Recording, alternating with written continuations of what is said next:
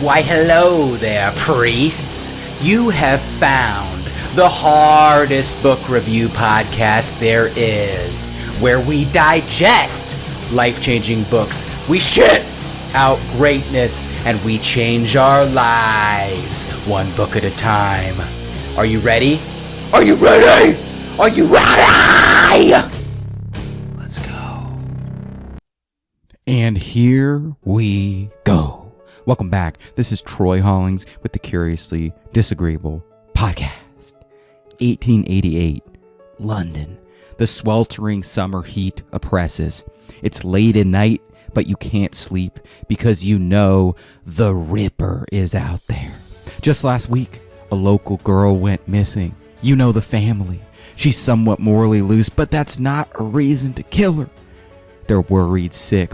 Your teeth are rotting, you smell like a troll, and you say things like, blimey.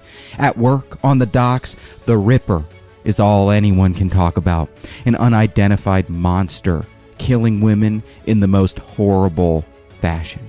Like nothing you have ever seen or could ever imagine.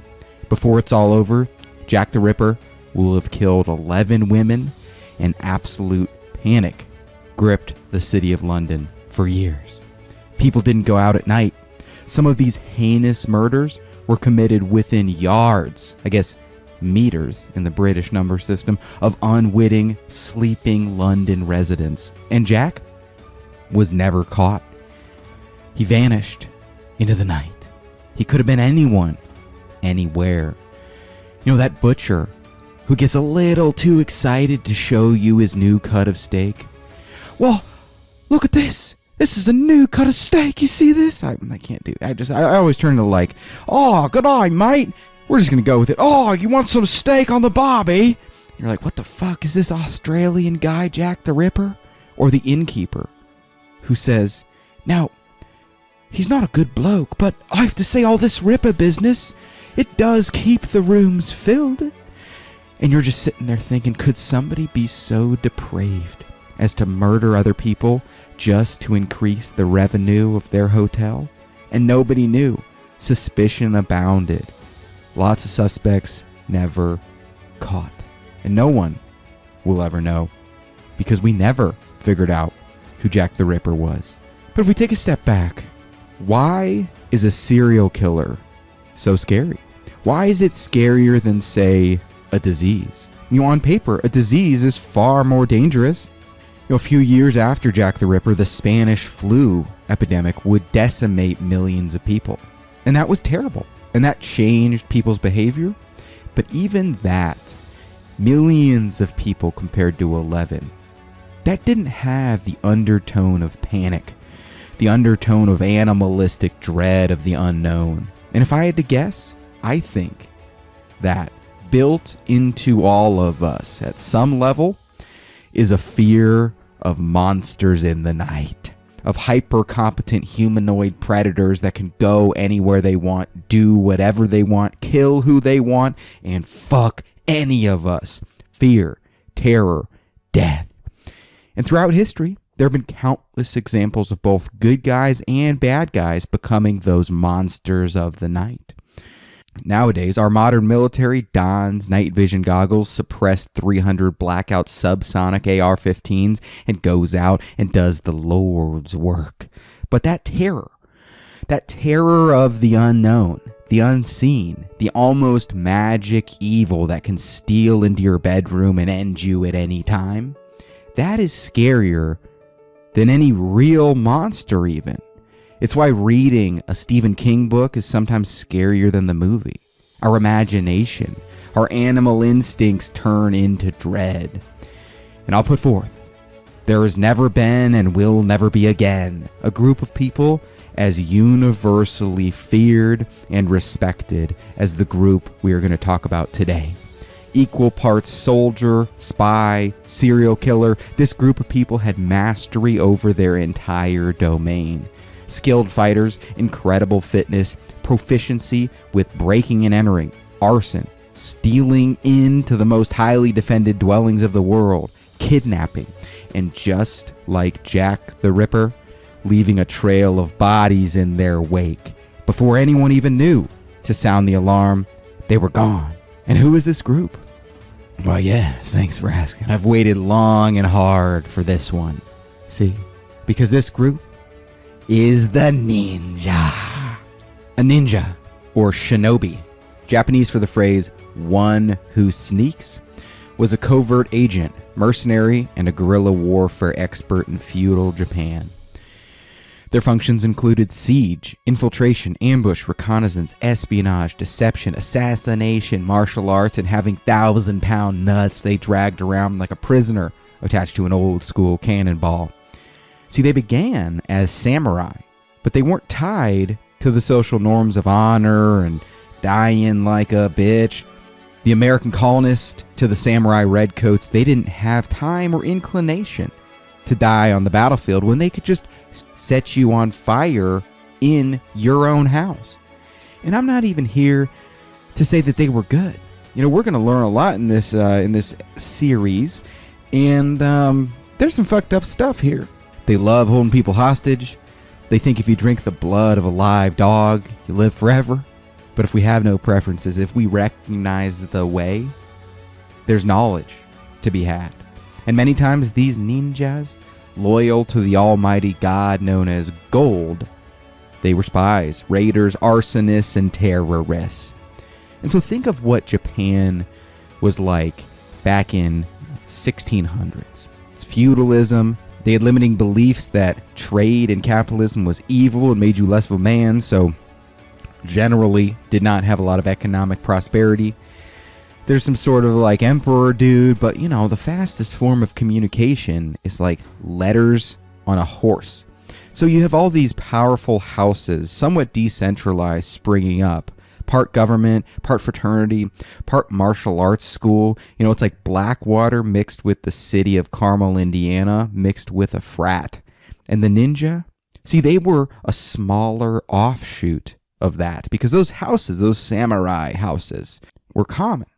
And ninjas were uncommon. The first specialized training for the ninja began in the mid-15th century, so mid-1400s, when certain samurai families started to focus on covert warfare, including espionage and assassination. Like the samurai, ninja were born into the profession, where traditions were kept in and passed down through the family.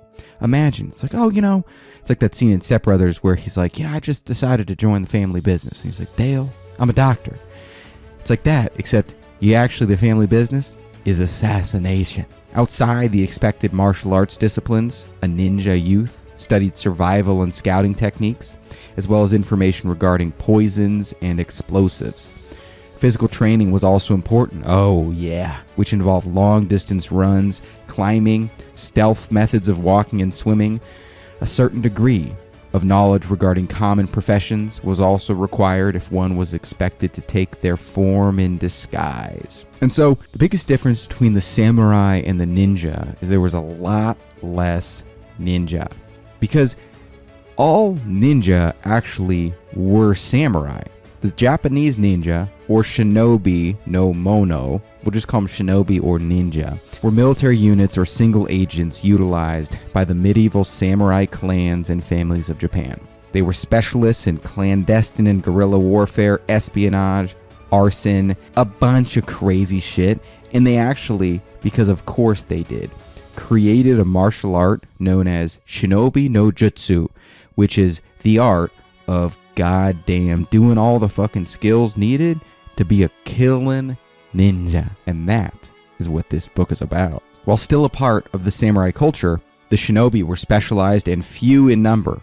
Approximately 1 of every 400 men in the army would be ninja. They would take part in what are colloquially now known as black operations. They'd be undercover agents who infiltrated the enemy lines and acted in espionage. And there's some thought that, you know, these people, they're probably overhyped. But our hero, which we'll meet soon, says the shinobi themselves, they do deserve the popularity and respect that is attributed to them, as they represent some of the most well-trained group of people that history has ever seen. While their physical martial arts and fighting skills were similar to the rest of the samurai, They were trained also in other elements such as infiltration, burglary, and whether the target be a mountaintop castle or a fortified manor, the image of a shinobi creeping in the black of night is historically correct. Recorded as early as the late 14th century, 1300,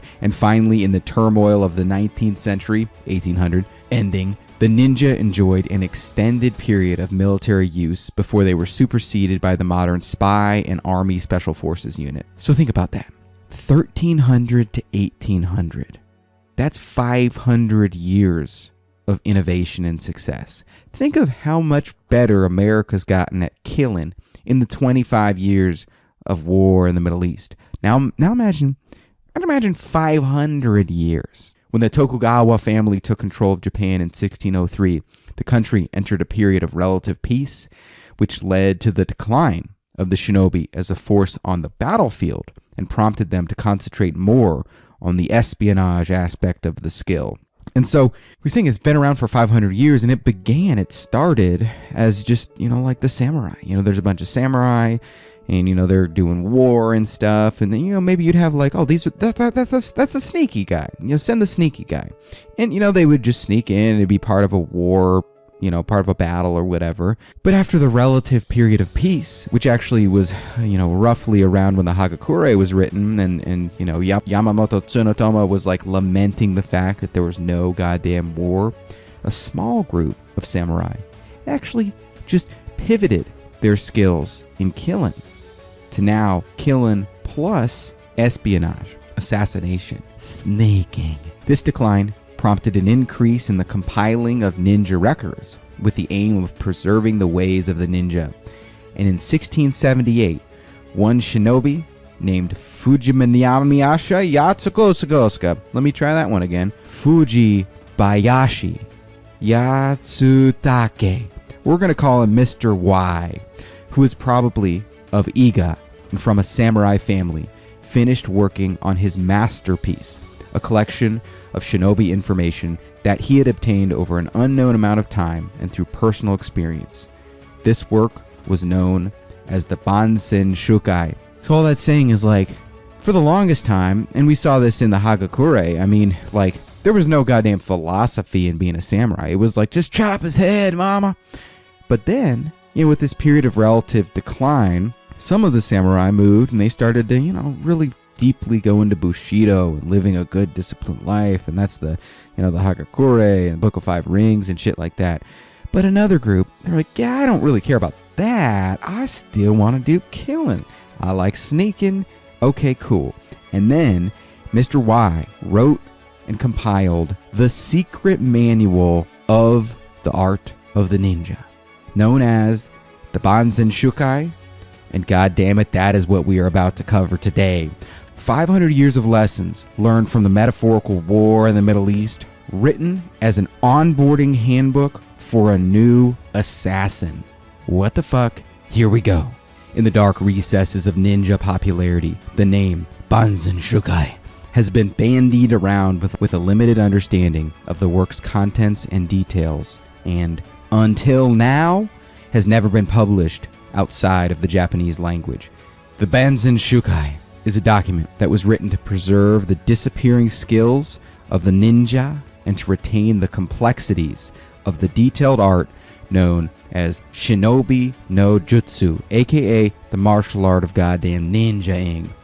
Written in Japanese in bound form, it consisted of 10 books, which are divided into 22 volumes. And that is what we're going to read today. Don't worry, I'm taking the best parts because there's like fucking 50 pages on like how to build bamboo rafts. Skipped all that, don't worry. The entire 22 volume manual on the secret art of breaking and entering, arson, kidnapping, and assassination is here for us today. The importance of the text. The text itself has clearly been of paramount importance to the shinobi community from its first incarnation and has been held as the highest form of shinobi no jutsu documentation from that day until this. So this isn't some goddamn watered down Boy Scout handbook. This is the secret fucking manual that they taught people how to ninja for like fucking 400 years. That math, just go with it. The mere concept of it being given to the shogunate as an official application and its use among all the ninja families prove beyond a doubt that these families, famous for their shinobi arts, held this text with reverence and trust. So here, for the first time, the world may see the deadly and complex ways of the shinobi and appreciate the subtlety of their spying operations in enemy territory. Dude, 16-year-old Troy would have studied this book so hard. Good thing it's even better now that I'm 32. The future of the Bansen Shukai rests along two lines. Firstly, as a survival and guerrilla warfare manual, it allows a single human to train diligently to become a clandestine operative with knowledge that rivals modern-day special forces, and the skills it teaches, if adapted to the modern day, can have relevance for modern espionage and clandestine warfare today. Secondly, the Bansen Shukai makes an immense contribution to Japanese and military history. With this manual, historians can gain access to countless areas of research, from army marching orders to the art of hanging a decapitated head on a horse saddle. I think I left that out, but that shit's in there too. But with any culture, it's hard because there's code words, there's acronyms, there's all this tribal knowledge that if you don't have, I was talking to one of my coworkers who was in law enforcement in the past, and he said, we realized that it was so hard for departments to collaborate because everybody had their goddamn acronyms. We just decided that plain English was going to be the new language we collaborated in. Now imagine if it's confusing for like 1998 law enforcement to collaborate. What about 300 years of different language and totally different culture? We're not going to get anything unless we have a guide. And thank God, God damn it, we do. His name is Anthony Cummins. And I don't think it's Anthony. I Googled it a couple times. Anthony Cummins. See, he's done martial arts forever. He grew up doing karate.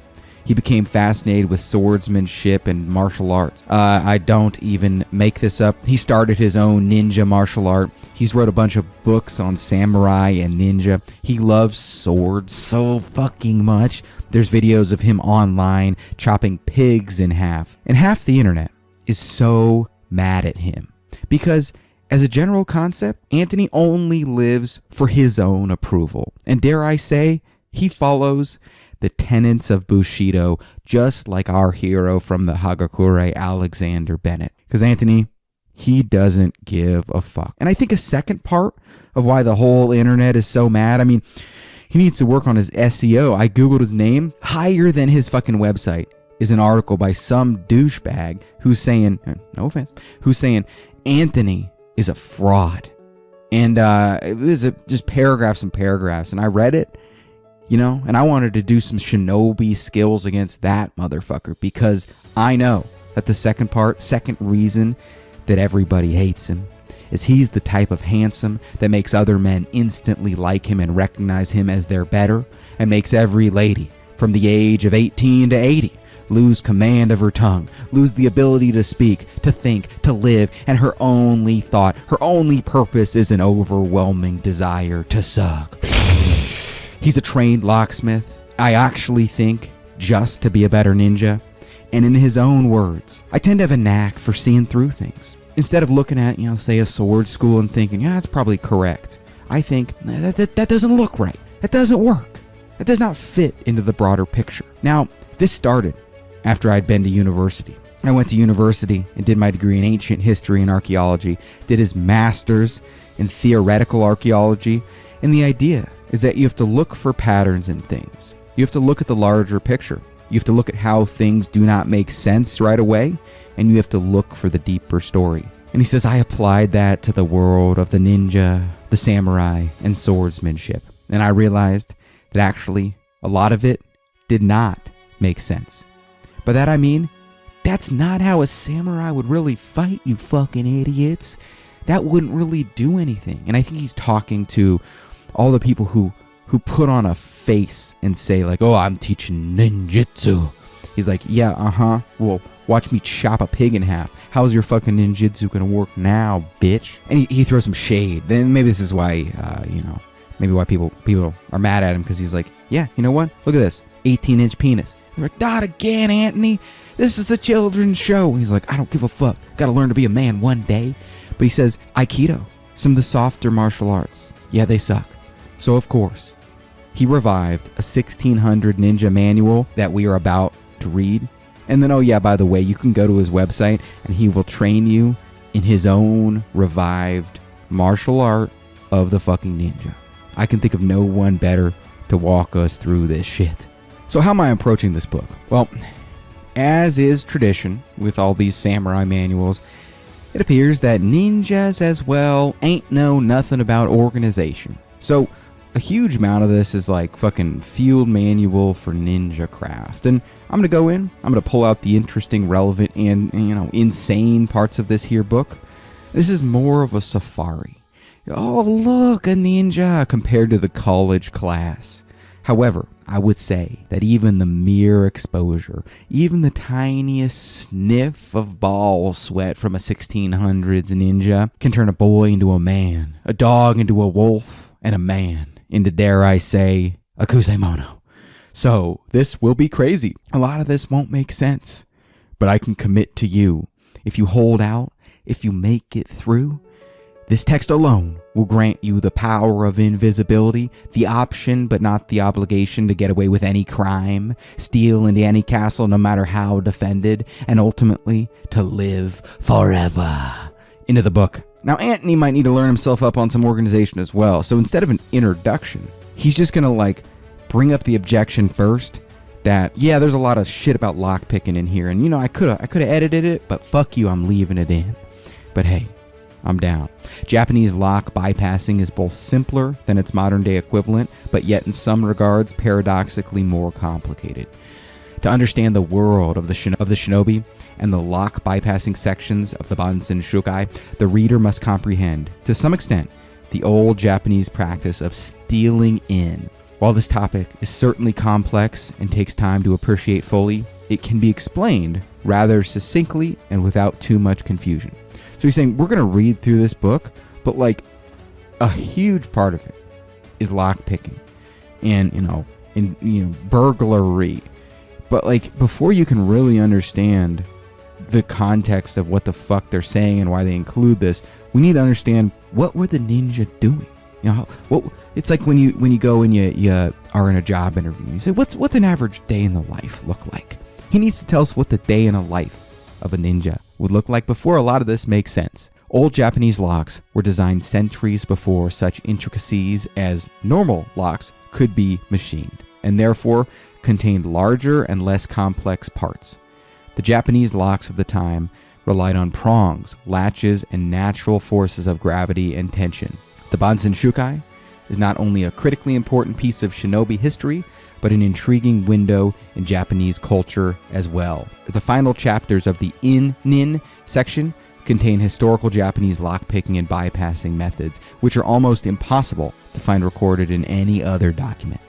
And so, in good martial arts fashion, there's Brazilian Jiu-Jitsu is the art of Jiu-Jitsu, kickboxing is the art of kickboxing, whatever. And so they've named in is the art of using a lockpick to break into someone's house.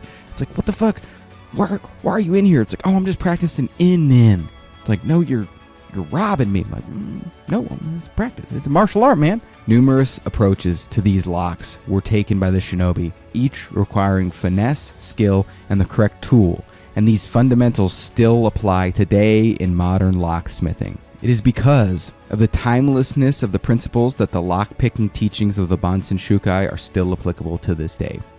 As a trained locksmith myself, guaranteed so he can be a better ninja, I can assure the reader that many of these techniques and principles are used to pick and bypass modern day locks as well.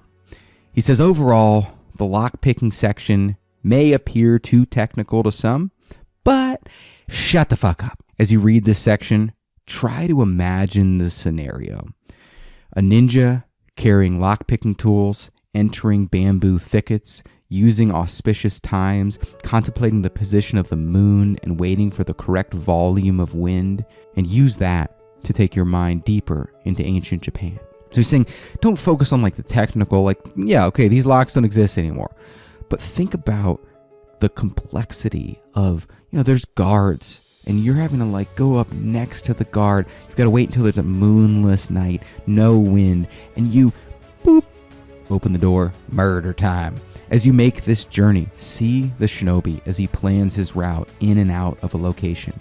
Come to understand the reality of the shinobi's assignment. This will, without a doubt, help you erase the myth of a ninja carrying multiple weapons while storming a location, and it will reveal to you the true picture of the lightly armed spy creeping through a house, listening all he can, and possibly even burning the location down as he leaves. So, Anthony bringing up the objection first, saying, hey, yeah, bitch, some of this is like a manual for a 1600s Honda Accord, but I'm not changing anything. Into the Bansen Shukai. The military is the final line when concerning the safety of a country and the issue of state survival. It is of extreme importance because it is the basis of statecraft and the nation's safety, and it is by no means a minor issue. Military craft is incredibly deep and vast, and it is not a matter to be taken lightly. In any military situation, you need to construct the detailed and precise plan beforehand, speculate clearly with the 5 constant factors and the 7 plans, understand the feel of your people thoroughly, and then based on these factors, devise a stratagem and conduct your frontal and surprise ways of attack. If the 5 characteristics of wisdom, benevolence, trust, courage, and strictness are achieved, and if advantages are derived from the 3 areas of heaven, earth, and man, then, even if you have 1,000 soldiers and have to fight an enemy of multitudes, you can be victorious 100 times out of 100 with absolute certainty. God damn it, I want that. So Mr. Y is saying, hey, we're getting into this. If you listen up to this shit, no matter how unqualified the lead, you will be able to turn it into an opportunity and ultimately close such a large deal that heaven itself will twinkle brighter and Odin's face will appear in the northern lights and give you that little head nod that Jaka would give his men after they returned from harvesting souls in Ramadi. Since ancient times, there have been numerous good generals in our country of Japan. However, they govern the country, but only through conquering it by sheer power. In this age of decadence that we live in, people's minds are twisted, and only words are loved, not practical deeds. Dude, imagine being so fucking hardcore that you think that 1600s Japan is an age of decadence. In warfare, you should catch the enemy in a state of unpreparedness, hit them quickly and by surprise, and grasp the intention correctly. If you have myriad strategies, but do not have ninjutsu or the arts of the ninja, then in this case, you will not be able to attain details about the enemy's secret plan or their conspiracies. So you think before we can actually succeed at anything militarily, yeah, we're going to have to master the arts of the fucking ninja. Is there anything else which enables a single person to ruin a force of countless people? You have every reason to study until you reach a mastery of the art of the shinobi, and by any means you can. Then, with a mastery of ninjutsu, even if the enemy has built a strong siege or iron-like defenses, there will be no way to prevent you from infiltrating its keep. So he's saying, you listen up, motherfucker. What follows is the instruction manual to train yourself until you are such a savage, it is deductively impossible that you will fail at whatever you endeavor. The skills of ninjutsu are not occult or wondrous, but are just like the strategy of sword play. That is, it's about hitting the enemy through their gap, hitting by taking advantage of their response, or hitting by surprise. Therefore, with the main points of this manual, I write more than 20 volumes on the subject of ninjutsu together with a Q&A, and I do this to record the secrets of the military arts. And now, it's weird that it's like an old school 1600s FAQ page. I'm mostly skipped that, but he's just saying, stay strapped or get clapped. What the fuck? Let's do this shit. The writing is hereafter titled the Bansen Shukai, and from its beginning to its end, it is in accord with important points of the shinobi. This Bansen Shukai refers to ninjutsu and ninja tools, which have been kept secret by the 11 ninja of Igo and Koka. So, hey bitch, there's like 11 mafia families that actually, instead of like using money and being Italian, they just have used like skills of martial arts to become like as popular as the mafia. And that handbook, yeah, that's what's coming. By revealing moral principles, pursuing righteousness, and not concealing injustice, we come to the extreme secrets of the ninja, and thus we express everything in a proper order. Thus, all rivers in the world flow into the ocean, into something deep and vast. And that's why I titled this entire writing, the Bansen Shukai, A Myriad of Rivers Flowing into the Ocean. So, all that to fucking say that this book, yeah, there's a lot of tools, there's a lot of things, but once you see the way in one thing, you see the way in all things, and all of this flows into the way. This collection of volumes is the true way of the ninja, and is far removed from any lesser construction made by other ninja, who, being from another place, have only learned one or two things, but claim themselves to be ninja. So he's saying like, hey, yeah, I'm just going to go on record to say that this is the best martial art that's ever lived, and anyone else, like, even if they say they're ninja, yeah, they're pussies. Only when a student makes an effort to deepen his knowledge for a considerable length of time will he find out himself just truly how deep this art is. And so a little structure is brought to this, and he says this manuscript consists of 6 parts. The correct mind, and so we're going to cover that a fair amount. That's like how to think. Like, what's your mindset? What should that be? A guideline for commanders. And so, imagine, these ninja are, they're sometimes mercenaries, but sometimes like attached to military units too. So if you're a commander, your enemies have ninja, and so it's like, well, fuck, dude, now I gotta have a fucking ninja. So things to think about for being a commander. Yonin and Inin, which is like, Yonin, I believe, is like the art of aggressively, directly breaking in to places. Inin is like the art of using deception to break into places. Opportunities bestowed by heaven. So this is like a bunch of bullshit that doesn't have any science in it. And then ninja tools, which is cool, but also like, again, dude, I've got a fucking pistol now. Of these, the correct mind chapter is placed in a primary position because a correct mind should be the basis for everything and every deed. And so he's basically saying like, hey, what follows is great power, and we're going to try to like do a little bit of responsibility. Correct mind is first, so that he just doesn't want to avoid a risk of teaching an evil person these skills. I put correct mind first of all. This chapter will discuss the path of loyalty, the reason for your life and death, which will together help you acquire the correct mind. Although to dedicate yourself to sincerity and wisdom might bring ridicule upon yourself, doing something with the correct intention will aid you in the end. However, a mere novice should use this chapter as a lead and keep its teachings close to heart at all times, even when taking rest, sitting, or sleeping, thus building a brave and fearless mind. If you know this skill in every way, a soft and weak person will become hard and strong. An evil-minded person will become loyal.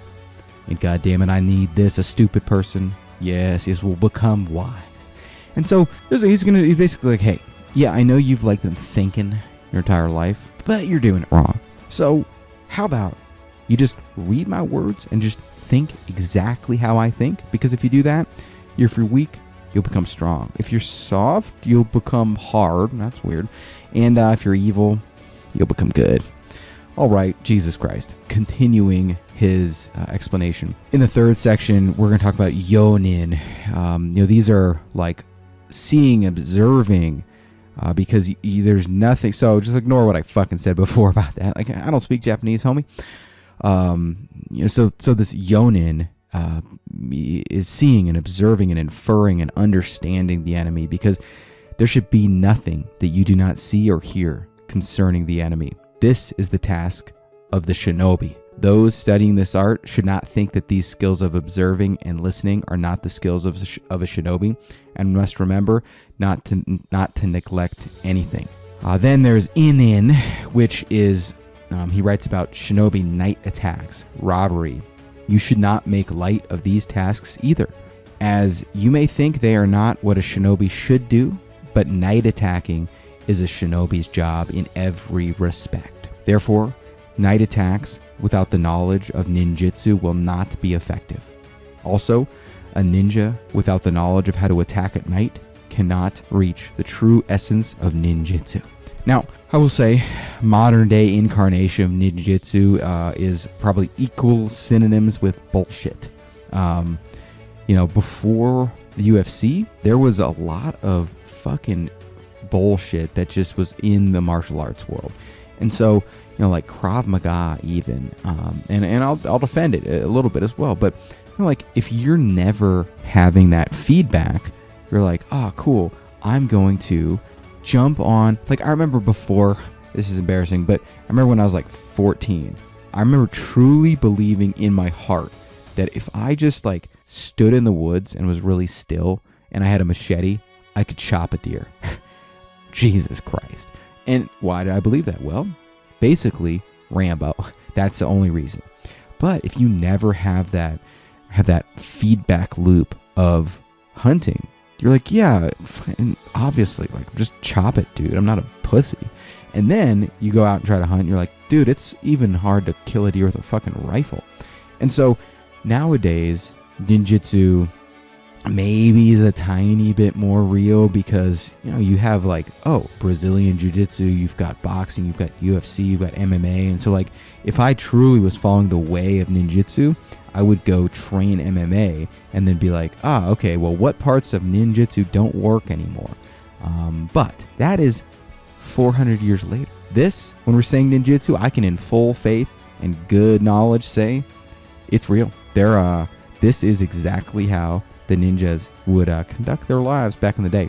You should try to learn the use of ninja tools on your own to decide if they are good or not. And I think he's talking about like tools, but also like, he's like, hey, listen, take what you find is valuable from this book and discard the rest. Because unless you prove its worth, you should not use it. And that's what I'm going to do here. I'm just going to put my nose right next to the book and sniff. I'm going to skip whole sections. Like the art of listening to people snoring or the art of unscrewing gates. But then I might read entire passages.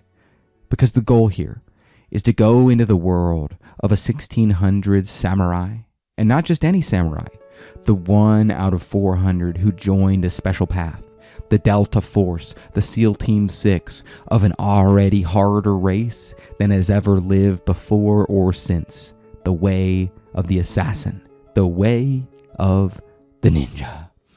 And as we dive headlong into this book, I'll begin with a ninja poem, because they didn't have a lot of like good writing back then, so anything that you could just like remember in your brain was pretty useful. So there's a lot of poems. Though there are many things a shinobi should keep in mind, the first thing of all is how to get close to the enemy.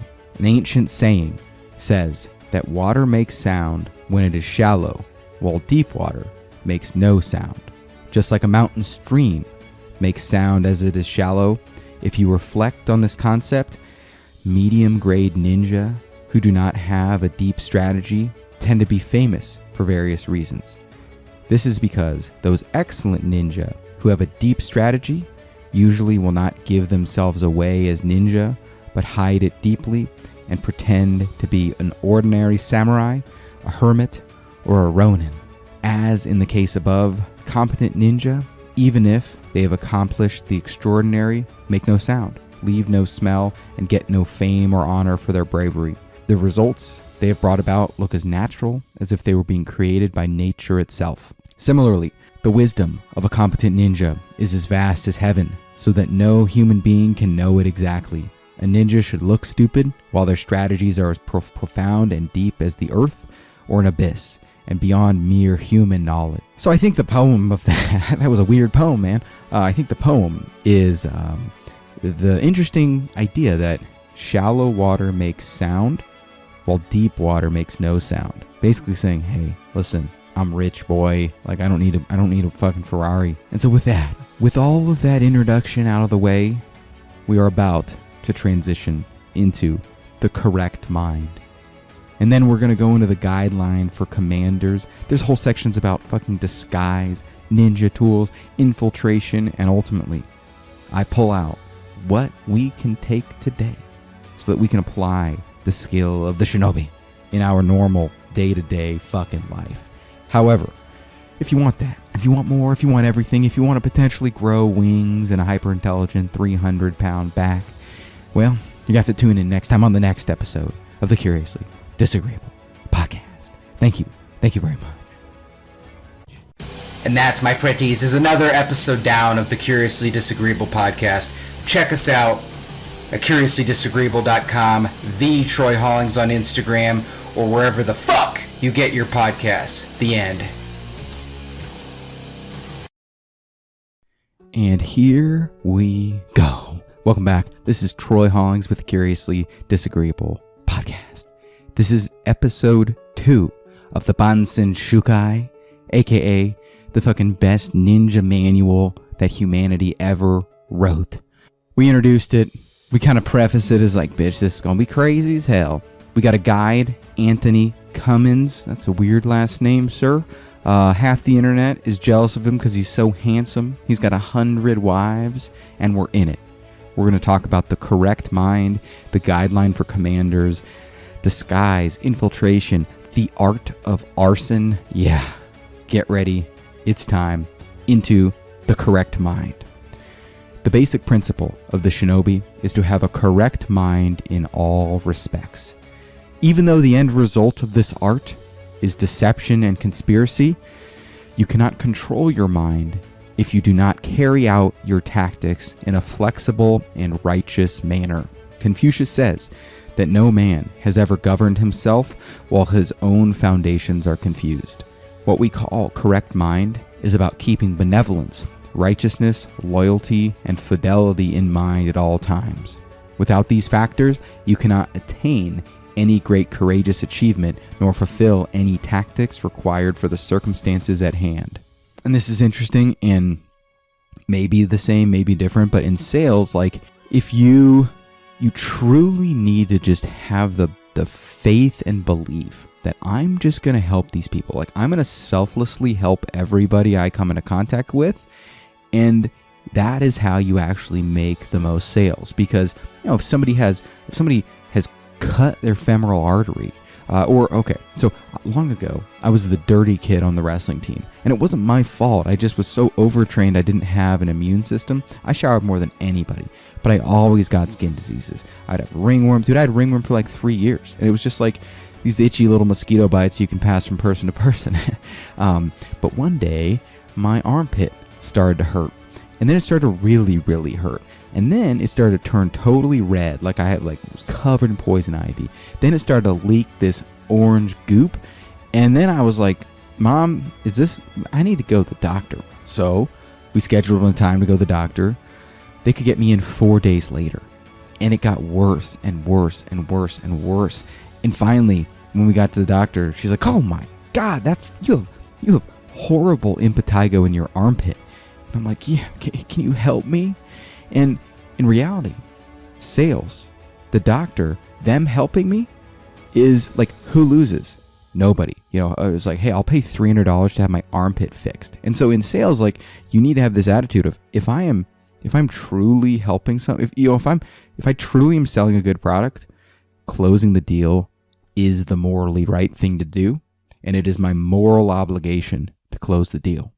And I think what this is saying is that to truly be a good ninja, you need to meditate on righteousness and you need to realize that assassinating that lord, that is your moral obligation.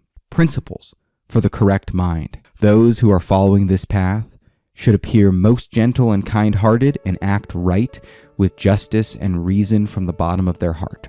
One writing says that a gentle look is the start of a strategy.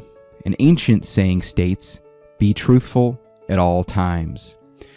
And so, jumping into stories and whatever, but like this is illustrating the correct mind that like we need to be truthful, we need to follow reason, we need not have an ego.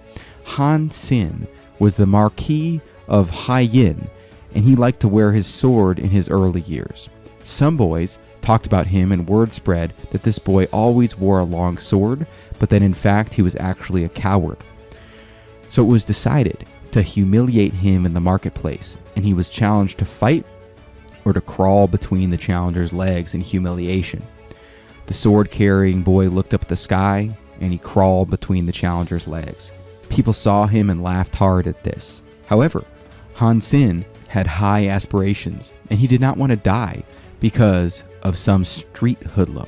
Later, it turned out that he served Emperor Gao of the Chinese Han Dynasty and became the general of a force of tens of thousands.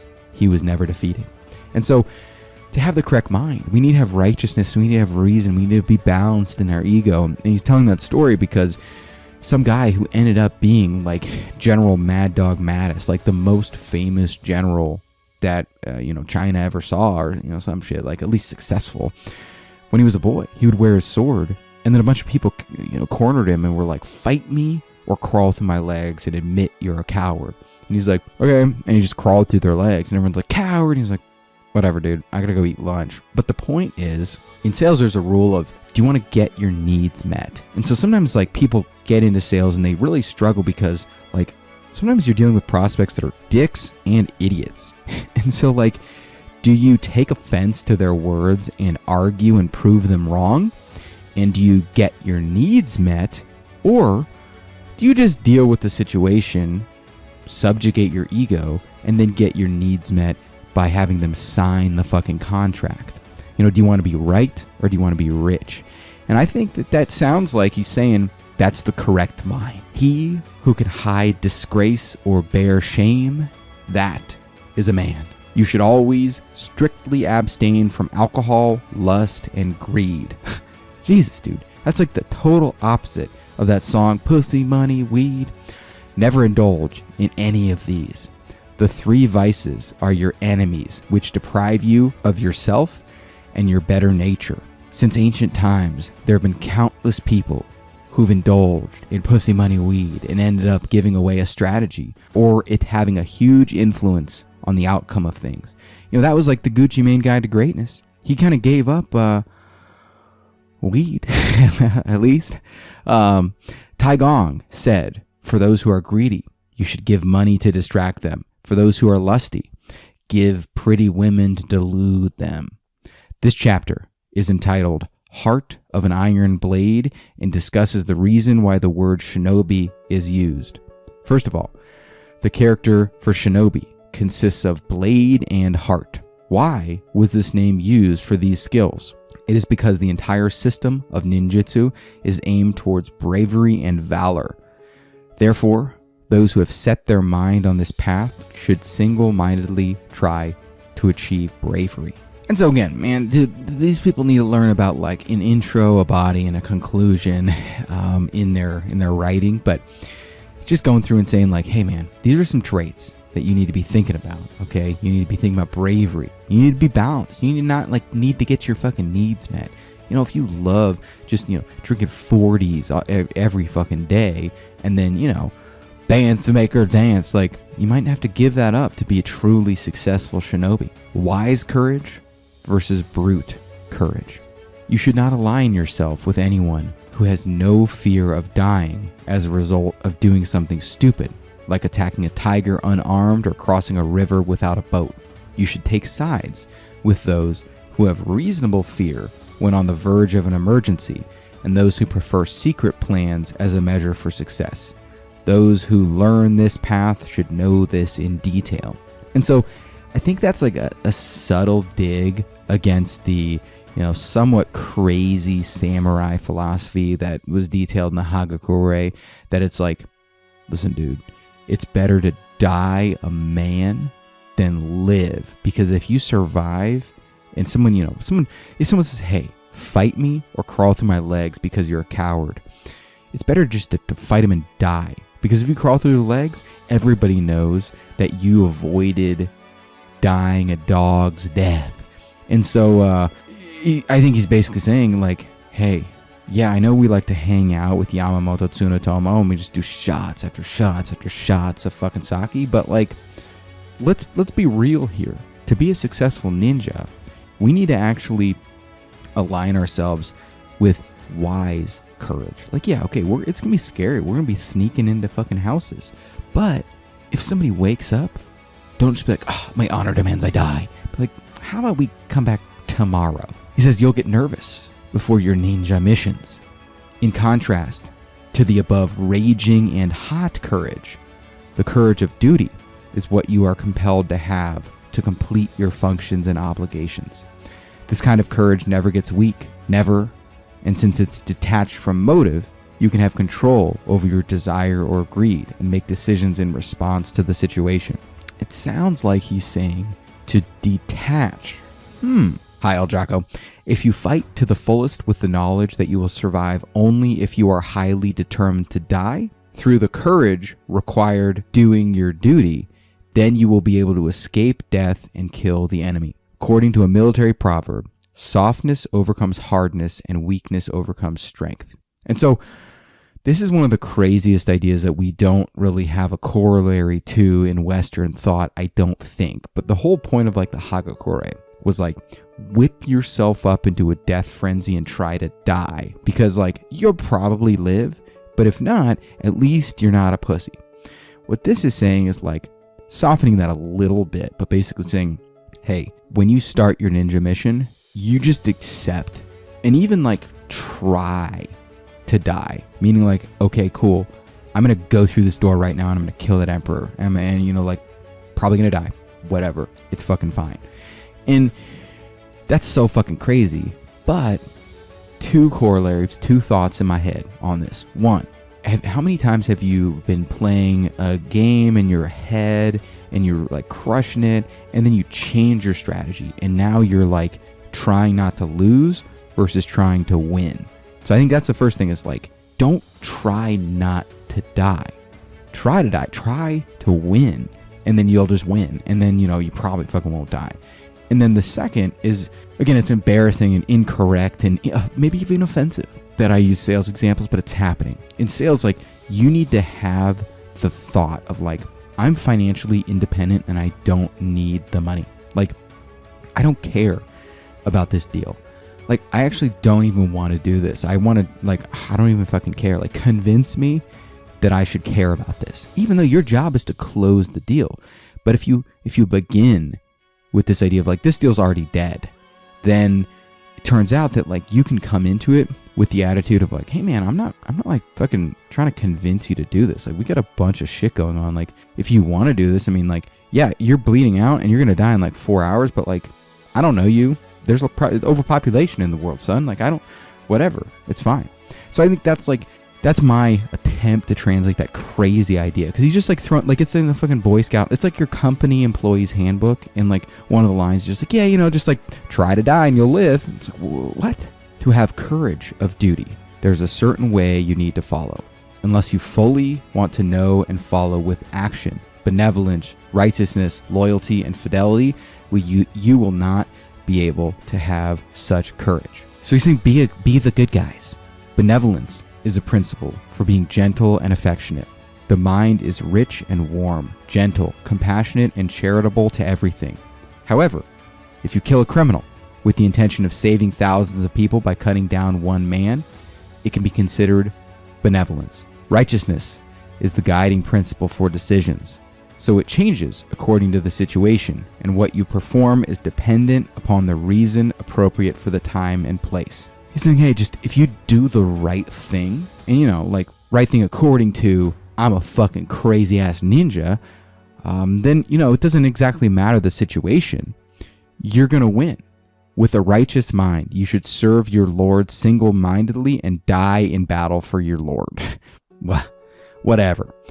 Loyalty is to devote your mind entirely to your Lord. For example, to serve your Lord, you should give yourself into the hands of your Lord. Serve him wholeheartedly and not leave anything for yourself. Loyalty could be considered at its best when you have no fear of death, or if you lose your family for your Lord. Pay no attention to your feelings. Imagine, you're going through a sales training course. You're like, okay, so, you got a bonding and rapport, upfront contract, pain. And they're like, oh yeah, and also pay no attention to your feelings and devote yourself to our company and try to die. And you're like, what the fuck are you talking about? That's what he's saying. Fidelity means having only truth, but nothing false or wrong in the mind. Only have the way in your mind. The mind of man is easily affected by what the eye sees, worries about what the ears hear, is absorbed by what the nose smells, indulges in the 5 tastes the tongue tastes, and allows the body to give in to lust. It gives way to the selfish desires. And no matter if the action is on any path of righteousness, people will do anything to satisfy their self-interest at a particular time. This is exactly what the mind of man is. If you depend on the mind of man, it will turn out that you will ruin yourself, no matter how good it seems at first. In the end, all will be a total failure. An ancient poem speaks to this. If you do not throw away your concern about yourself, your mind will do harm to you in the end. And so, that's fucking crazy. But he basically saying like, listen, dude, we're monkeys with human coats on. We want to fuck. We want to play around in poo. And we want to eat the delicious food. We freak out. We get hangry, myself included, if we don't eat every 3 hours. We're saying to truly be a self-actualized ninja, you need to be separate from your body. Yeah, you're hungry? Well, guess what? I'm not a pussy. When you are consistent with heavenly principles, it means you have taken a pledge with the gods and the Buddha. Some bitch left the following poem. If your mind is singularly in accord with the way of principles, the gods and the Buddha will protect you even if you do not pray. So he's saying, listen, I'm not even going to beat around the bush here. You don't even have to pray, dog. You just have to be hard. You just got to be a fucking man. Okay? Be a kusemono, and the universe will take care of you. Those who are going to learn the path of Khan, the path of spying, should carefully observe their own mind whenever their mind is engaged in an activity and at every opportunity. Do not have the mind of man, have the mind of principles. And so, back in the day, Angie's List, selling advertising, young, back injury, shit was crazy, working with a bunch of fiends. End of the month, we had monthly quotas, and at the end of the month, everybody would bring in donuts. And this is when I didn't know anything about diet, except for like, I'm going to follow the fucking mind of principles. And I'll tell you, I've never felt deeper lust than the last day of the month, deep in a keto diet, clearly in ketosis, eating legitimately only unseasoned ground meat because I'm an idiot, and somebody puts donuts in front of my face. The mind of man desperately want to eat those donuts, but the mind of principle spit on the donuts and then ruined it for everybody. Remember that you should always try to make sure that the mind of principles is always your Lord in all things, and to make the mind of man listen and obey what the mind of principles instructs. That way, the mind of selfish desires will diminish gradually, and the precious mind of principles will come out clearly as the moon comes out from behind the clouds. Therefore, when you penetrate yourself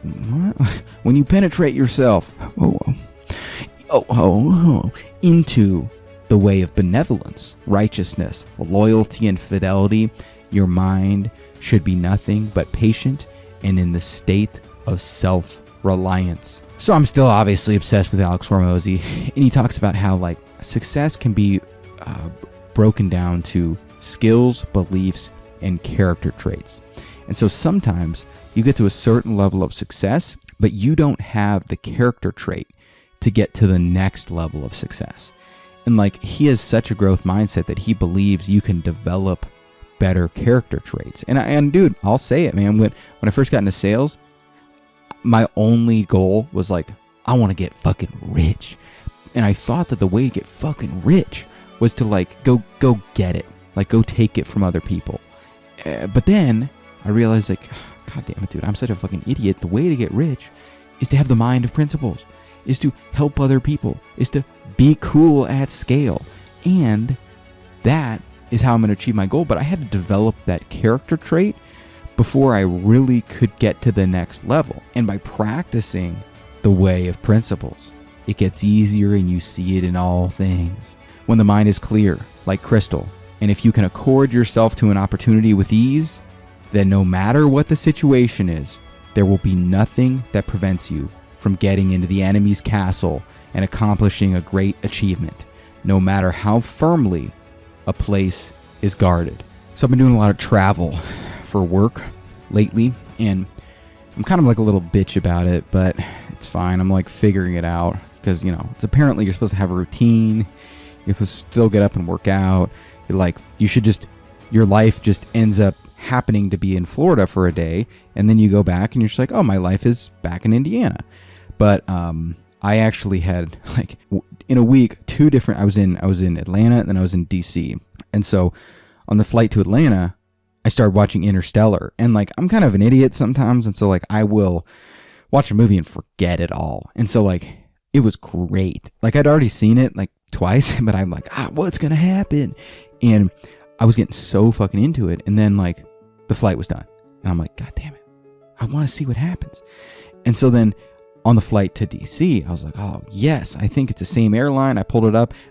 I just scrolled to the scene, and then I finished Interstellar on the second flight. But there's a part of the movie where it's the ship, the bad guy, Matt Damon's a total asshole, and he pretends that he's going to help everybody. He tries to steal the ship, and then he is an idiot, and he has a big ego, and then he accidentally blows up the space station. And so there's a docking procedure, but now the space station's spinning. And so Matthew McConaughey's character is he's going to die. But everybody thinks he's going to die, but he's match spin. And so he goes and he just does this crazy pilot move, and he goes and he's matches the spin, and he locks, and then they save the day. But what all of that above was saying, that when the mind is clear and according to the way of principles, no matter the situation, there's nothing that prevents you from getting in the enemy's castle. It's hitting that spin move. That's not a 5% chance. That's not a 1% chance. That's 100% chance that he can do it. And if he doesn't, he'll just die and never know the difference. It's the hard thing about Hard Things book. Don't listen to the probabilities. Just go and find the 1% chance and make it happen. And so to illustrate the correct mind even more, there's a story about feuding lords. One's about to be killed, and he says, hey, my time is running out. When dawn comes, I'm to be killed without fail. You two have served me with sincere loyalty. Therefore, I would like to get you out of the castle tonight. Please shelter my 3-year-old child, and when he becomes a man, please ruin the guy who's going to kill me and revenge the humiliation that he gave me before my death. So, Lord, gonna die, got 2 samurai retainers, and he's like, listen, I want you guys to escape. I'm gonna die, but take my 3-year-old son and please raise him up and then kill the guy who killed me. Our late Lord entrusted his 3-year-old son to us. Here is the question. Which of the following choices is more difficult? To beguile the enemy by death, or to survive to shelter and support the child? Death is a choice made when aiming for justice, while on the other hand, life is to live. Struggling with hard work pushes you to the edge of your wisdom. Therefore, I think to live is more difficult. And there's some goddamn long story, but they escape, and he shelters the 3-year-old child, and then he actually lets the enemy kill his own 3-year-old child to save his lord's 3-year-old child, and then he fucking raises the kid, and they go and they kill the bad guy 20 years later. But the summary is that which one of those choices was harder? Which one of those choices was the way of principles? And that was, it's going to actually suck fucking worse to ruin your life and to take care of this dude's 3-year-old son and have a 20-year war of vengeance, as opposed to just dying with your lord. So these two people can be called true and brave warriors of justice. They who act on principles. That is what a ninja should be. Because with only simple brute courage, which acts and is dependent on the mind of man, how could it be possible to attain such an achievement as the above episode, aka killing your own fucking kid and then waging a 20-year war of vengeance and ultimately killing the guy who killed your lord 20 years ago? Hey buddy, you doing okay? What the fuck? Those who continue on my path should look up to Cheng-Ying and Chuju as their mentors. So that is the level that he's saying. He's like, hey, I know all these thoughts that you've had. Well, those are incorrect. I'm going to teach you the correct mind. So that was a beginning of the correct mind. We're just, because again, organization here is a bitch. The correct mind 2. This chapter is titled Of Life and Death. It is said that for samurai warriors, the most important concept is the interrelated concept of life and death. This is because if warriors do not abandon the life or death issue, they will stick only to visible phenomena and thus cannot achieve utmost bravery. If you talk about the issue, but do not deeply concentrate on it in your mind or act in accordance with the principle, then you do not know any more than a parrot knows. In the issue of detaching yourself from life or death, you should realize the root of your mind.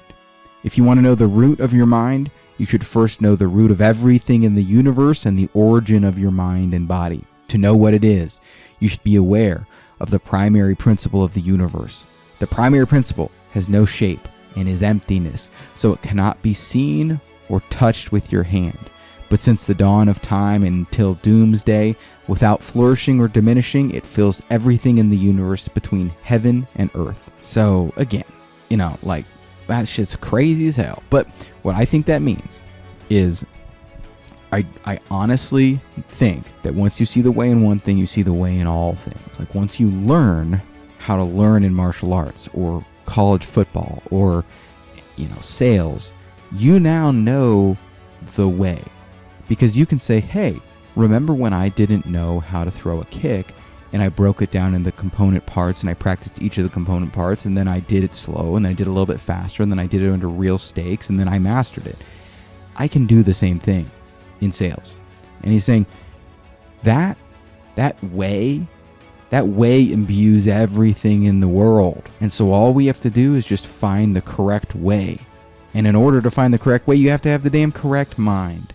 So here we are, common mortals. Oh God, we don't want to be those who are confused and fall, do not know how this principle works. Therefore, if you keep moving forward without fear of death, you will likely not die. While if you like to live too much and hate to die and run away through fear, you will likely die. Thus, to advance or retreat does not matter, as you will live by heaven's discretion. So why would you not take the chance to live by advancing than trying to survive by running away? And, he's clarifying that, this isn't fatalism. It's just playing to win. Okay, so he's saying, it's commonly known in normal times, dude, yes, take care, be principled, get a good enough sleep, be healthy, and you'll live a long life. However, in emergency situations, nothing is better than giving up sheltering yourself and to think that you are sure to die. Once you determine your mind that you are sure to die, it might actually allow you to survive. But if you guard yourself with a mind of preservation, it will turn out that you will die anyways. And so, similar-ish lesson I learned in deer hunting is you have to be default aggressive, stolen directly from Jocko, but the concept is I was waiting so long to try to have this absolutely perfect shot that it never came, and I ended up not even getting a deer one year. And then I realized that hey, you have to just you have to accept that you're gonna mess up. You have to accept that you already wounded the deer and it's on your neighbor's property and died on your neighbor's fucking porch. You got to accept that outcome as possible to then allow yourself to fucking fire off a shot. And you actually practice enough that when you just assume that you're going to mess it up and you're okay with it, even though you don't want it to happen, you're now able to try your best, as opposed to really trying to control the outcome. You end up either not taking the shot or overthinking it. Penetrate this principle thoroughly so you will always be true to yourself.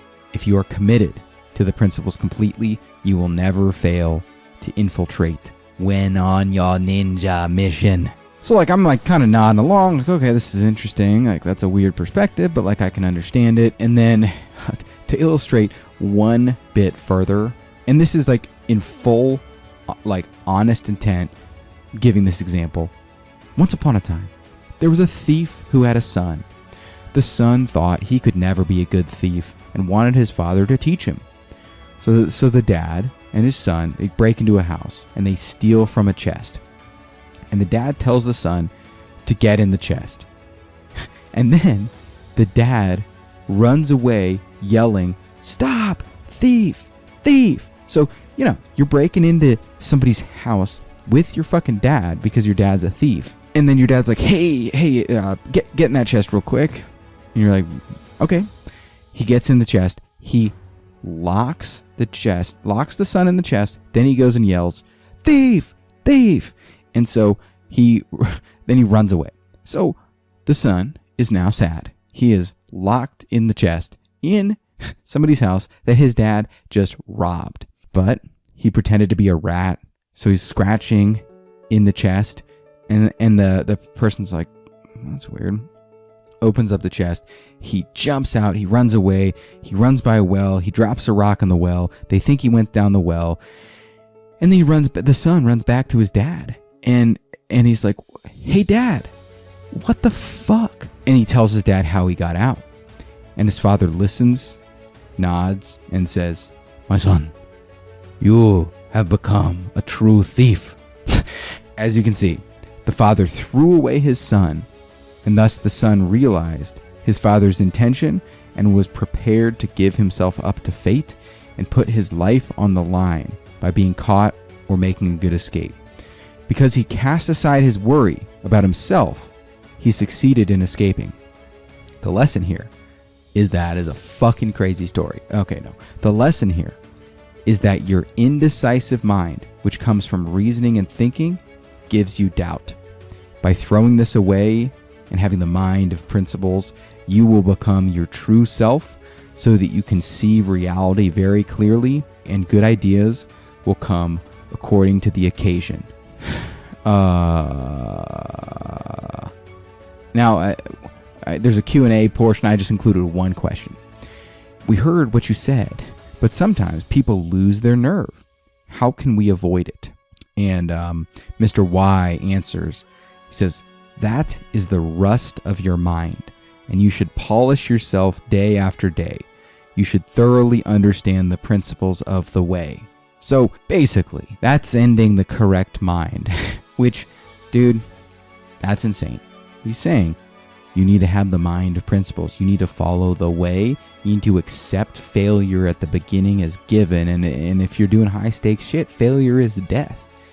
And then you need to mentally rehearse over and over and over how you would act so that when you get in the situation, you're just like, hey, as Colonel Cooper once said, I've been here before. I knew this might happen.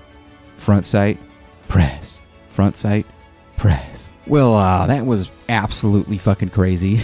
But that ends the correct mind section. And so we are now going to go into a guideline for commanders. And so these commanders are, imagine you're leading a military unit. You've got regular soldiers, but then you have access to ninja. And you're at war with other people who have the same thing. And so, if the enemy has these hyper-intelligent androids who are accepting death and trying to die and sneaking, and they're going to set you on fire, that necessitates, you got to kind of think about it. And so he's saying, in the 400 years that ninjas have been rampaging around the world, these are some lessons we've learned, if you're a commander, of how to use ninjas and how to avoid getting used by ninjas. And I'm going to continue the trend of, this is like a 20-volume fucking book, which is crazy. But I'm going to read this. I'm going to pull out interesting tidbits. I'm just going to skip whole sections. But we're just trying to find them life lessons that we can put into our feeble little minds. Sun Tzu says, "It is the enlightened lord and the capable general who are able to use the most intelligent ones from their ranks to be deployed as spies so they can achieve the greatest and most complete victory in war. Thus, it is apparent that it is essential for a lord or a general to employ ninja. Hence, the chapter is titled A Guideline for Commanders. And so, they love to have like pretend organization, like these are the 10 things you should care about. And then they're like, but these are the 3 things you should care about. And these are the 6 things you should care about. So title known as the 10 articles, that I'm not reading all 10. When a lord is going to attack the enemy's domain, he should send an excellent ninja into the enemy's land to get information, or send him into the castle to aid his plans beforehand. It is dangerous if you give orders based on guesswork alone. A general should consider this in earnest. If a ninja can get into the enemy's domain, they can find out much about an enemy general. Is he principled or unprincipled, and to what extent? Is he wise or ignorant? How well trained are his troops? When your army is under siege, if you have ninja communicate secretly with the outside, the benefits will be tremendous.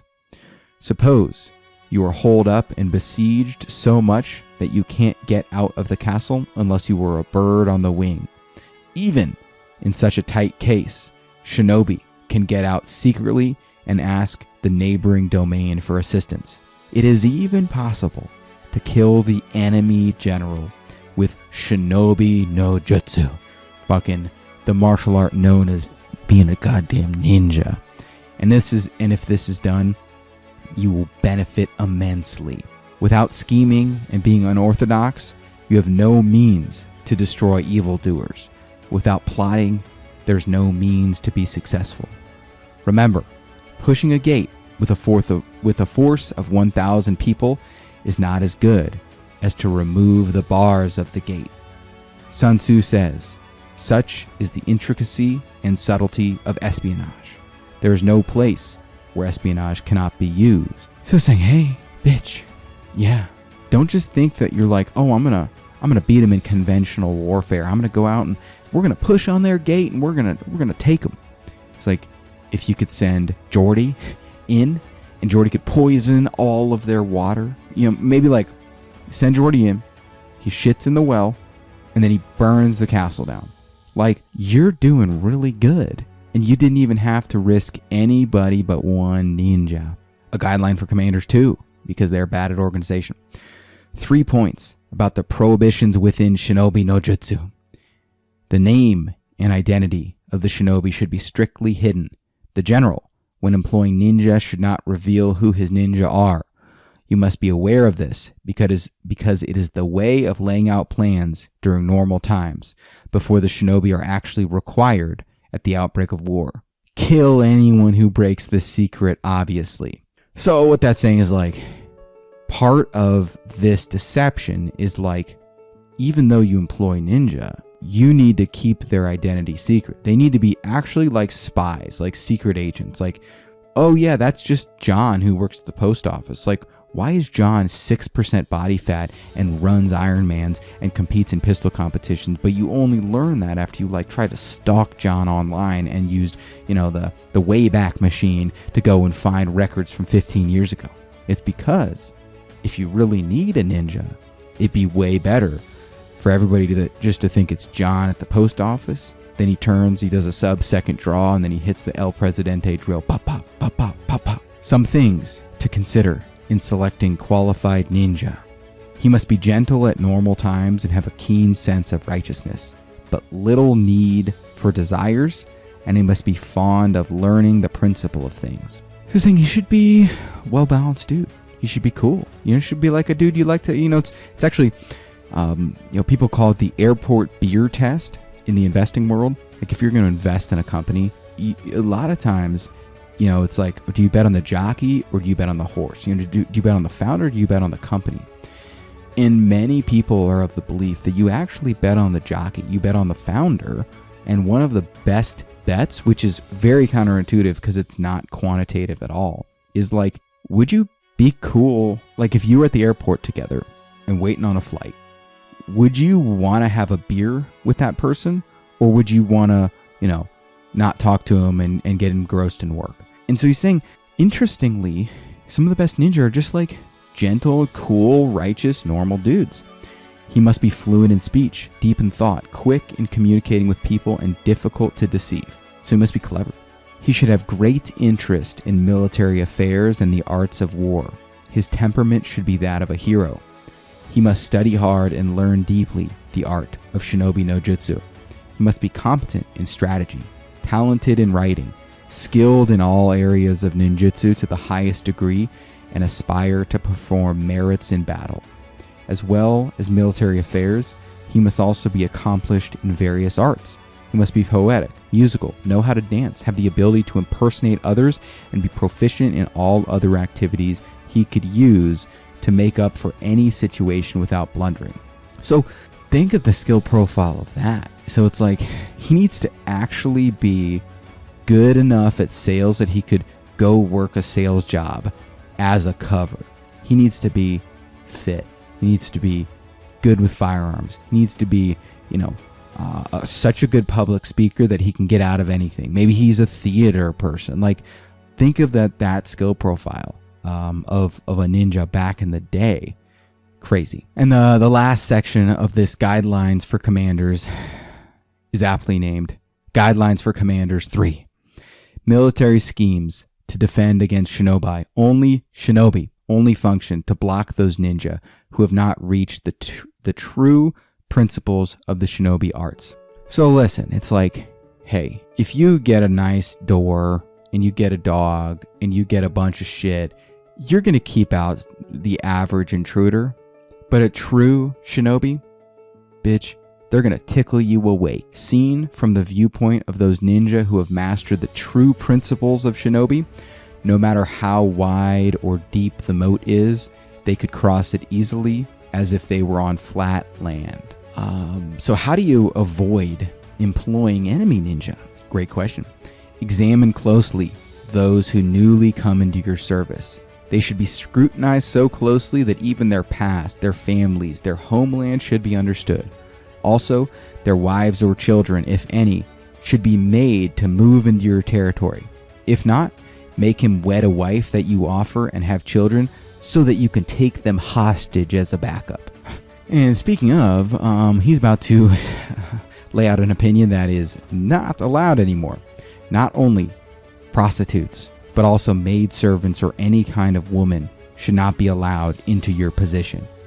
I may say that warriors are yo, while women are yin. Therefore, if some women are within your force, the chi will be degraded, and you will lose. Zhuge Liang, when encamped, went up a high mountain every morning to look down onto his forces to see if the chi was messed up. He once found his forces covered and distorted. Feeling suspicious, he investigated the troops. As a result, he found a bunch of women, and he executed 300 of them. The spirits of the military, they were good again. So he's saying, hey, and this is where there's some really probably decent advice here, and then he goes, listen up. The chi, the energy, the chi of the army, yeah, if there's girls in it, the chi gets fucked up. So, it's like, hey, round up all the female soldiers. We're gonna kill them because the chi of my military unit, it's kind of messed up, dude. You can't do that anymore. That's not cool. Continuing on, even those castles of strong fortifications should be guarded strictly every night with the utmost attention. The tightest security should be carried out on a stormy night when the wind and rain are strong. A ninja poem says, in heavy rainfall, when the rain is at its most, you should take advantage of it for your shinobi activities and night attacks. And so I am still a somewhat devotee of the Jocko podcast, but I'm not as much of a regular listener. I feel like I kind of downloaded his whole viewpoint into my brain. I get it, but he would say that, this is good operating weather. So when the weather's really bad, that's actually the best time to do your ninja shit. And actually with deer hunting, when the weather is bad, the deer actually are a little bit, it's less predictable.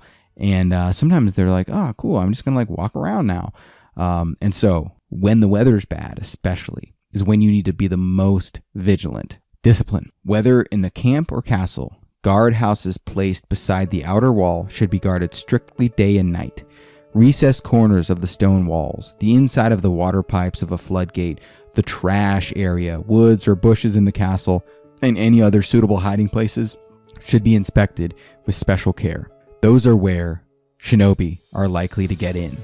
Even if it is a well-fortified place, or even if you are not in confrontation with the enemy, you should not lower your guard.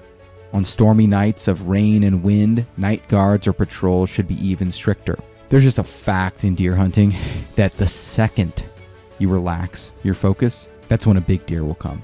Or as soon as you touch your dick to piss, boom, biggest deer you've ever seen, looking at you. You got your bow on the ground, you're peeing, go. You should not hire more people into your army without careful consideration. Rather than leading a large number under your command, with the enemy mixed up as your allies, it would be better to lead a small number of true allies. Even if they are a small number, there should be a way to win over a massive enemy force. You should not waste gold and silver to pay for useless people. If strict discipline is maintained in conducting everything without negligence, ninja of the middle or lower level will not be able to get in successfully. However, a man cannot be alert all the time, and also any army will have a gap in discipline, no matter how strictly it is conducted. Therefore, a superior shinobi will be able to take advantage of even the smallest opportunity when you are off guard and use the narrowest gap where you fail to maintain discipline. Therefore, he can infiltrate anywhere and, after infiltrating, achieve his goal without fail. So that's if you're a commander, just listen to that, man. But he's saying hey, you need to use ninja every day, every bit, every time you can, you should. And you should look out for them. And you should have guards and you should be aware and, think, how would I infiltrate my camp? But you need to, at its basest core, realize that if one of the enemy ninja is following the heavenly way, the way of principles, there's nothing you can do. And so you need to just accept death, I believe. Well, holy shit. And with this, the second episode in this series winds down. We still have a bit more.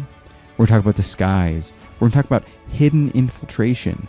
There's some ninja tools. There's some secrets of military principles. We're moving through. We're making progress. But if you want that, if you want everything, you're going to have to tune in for the next episode of the Curiously Disagreeable podcast. Thank you. Thank you very much. And that, my pretties, is another episode down of the Curiously Disagreeable podcast. Check us out at CuriouslyDisagreeable.com, the Troy Hollings on Instagram, or wherever the fuck you get your podcasts. The end.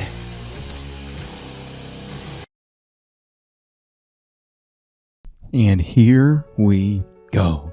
Welcome back. This is Troy Hollings with the Curiously Disagreeable podcast.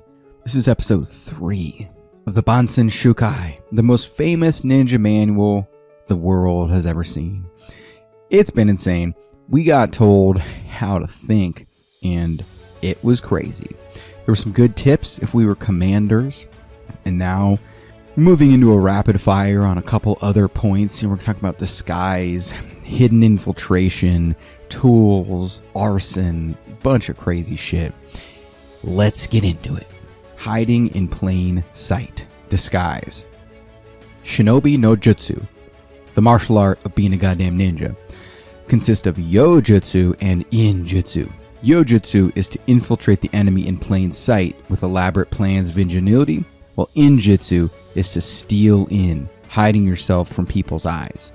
In this volume are written the techniques to infiltrate on both of those.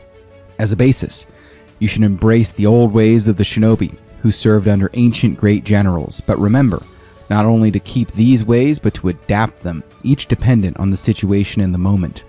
Ignorant ninja are not aware of this principle, but directly stick to ancient ways and do not even know the simplest of facts. He's saying, just because this is how we always did it, doesn't mean this is how we're always going to do it from now on. Whether you disguise yourself as someone with a trade, or just make a basic impersonation, you should be skilled enough in the art of whatever you're going to disguise yourself as, that if you get questioned, you are not easily revealed. So like, it'd be better to disguise myself as a consultant than as a plumber. Because dude, they're like, oh hey, I know you're a plumber. Can you like come take a look at this? I'm like, I don't know, man. Flange. They're like, what? I'm like, toilet flange. It's like, is that the only word you know about plumbing? Like, yeah. For example, if you intend to disguise yourself as a monk, you should be familiar with that particular sect of Buddhism, frequently visit a temple of the sect, and closely learn its ways. When the times come that you need to carry out a secret plan, you should talk in secret to a monk of the temple and make an agreement that, in the case where an enemy tries to find out if your identification is true or false, the temple will certify your identification without question. So he's saying, you need to have like a cover story, and you need to actually know enough about being this type of a monk. Like this is like me.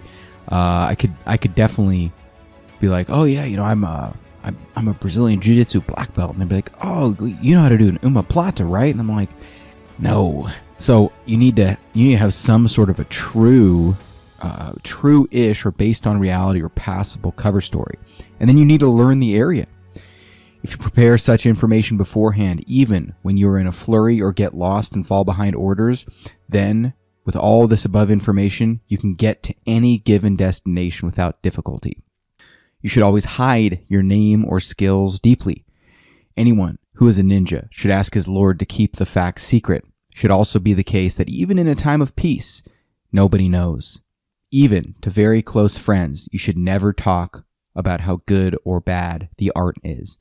So you're a serial killer, you never even bring it up. Like you don't say like, man, that Dahmer show, I was offended. Hey, nobody cares, you're not a ninja. Therefore, you should always keep your name and artistry a secret and guard it with care. And on the outside, you should look like a Tanshi hermit warrior or a Heshi normal warrior. This is exactly the way you should be prepared, so you can use your ninjutsu when a period of turbulence arises. A clever fighter has neither reputation for wisdom nor credit for courage. All shinobi should always keep in mind what these words actually mean. So dude, I do sales for my job. My entire business model is just like actually knowing what I'm talking about and just like trying to help these people. So it's like, if you have a reputation for being a salesman, you're already messing up. A clever fighter has neither reputation for wisdom nor credit for courage. Everyone's like, oh, you mean John at the post office? Yeah, I guess he licks stamps for a living, but you don't know that John's actually a savage. If the enemy has doubts or suspicions of you, you should perform Karyokoi no Jitsu, which is the art of taking a fake wife and child. So, he says, take a fake wife and child, take them to the enemy, offer them as hostages. Be like, listen, dude, I'm not a spy, okay? How about this? Take my wife and child hostage just as a show of goodwill. Let me rephrase that in modern terms. Go find a random woman and child and force them to pretend to be your family, and then use them as bartering chips as you double-cross the enemy, because ultimately, you don't really care about their life, but you definitely care about your mission. So if they have to die for the cause, well, that's called the way of strategy, goddammit. Comments on infiltrating. At first, exhibit the coyness of a maiden until the enemy gives you an opening. Afterwards, emulate the rapidity of a running hare, and it will be too late for the enemy to oppose you. Be fearful when other people are greedy, and greedy are when other people are fearful, Warren Buffett once said. And so, the biggest takeaway I'm getting from this is like, so much of this is just planning.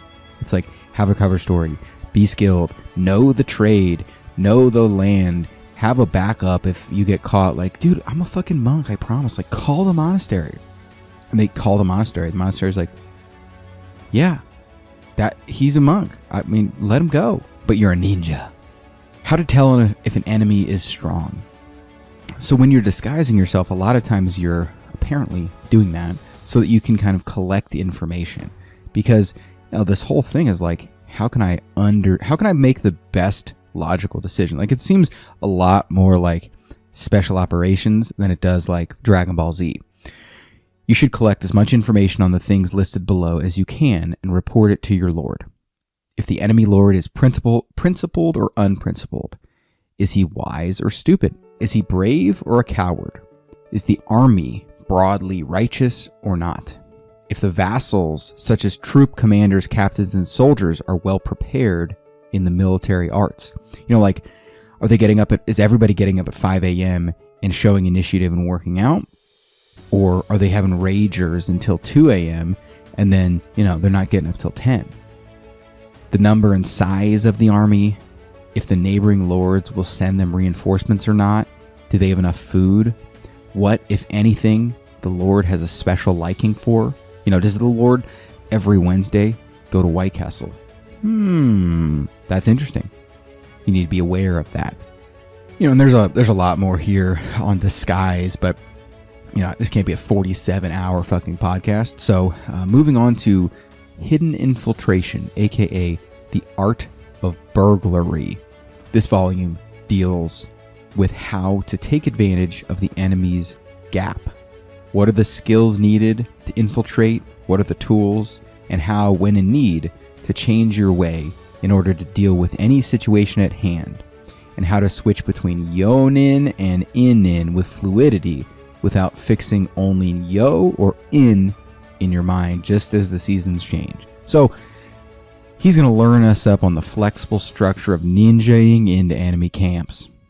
And so I'm not spending a bunch of time making the distinction between yonin and inin or whatever, but one of them is using open, they've named categories of things. And one is going direct and using deception and sneaking. The other's fucking tricks. I don't know.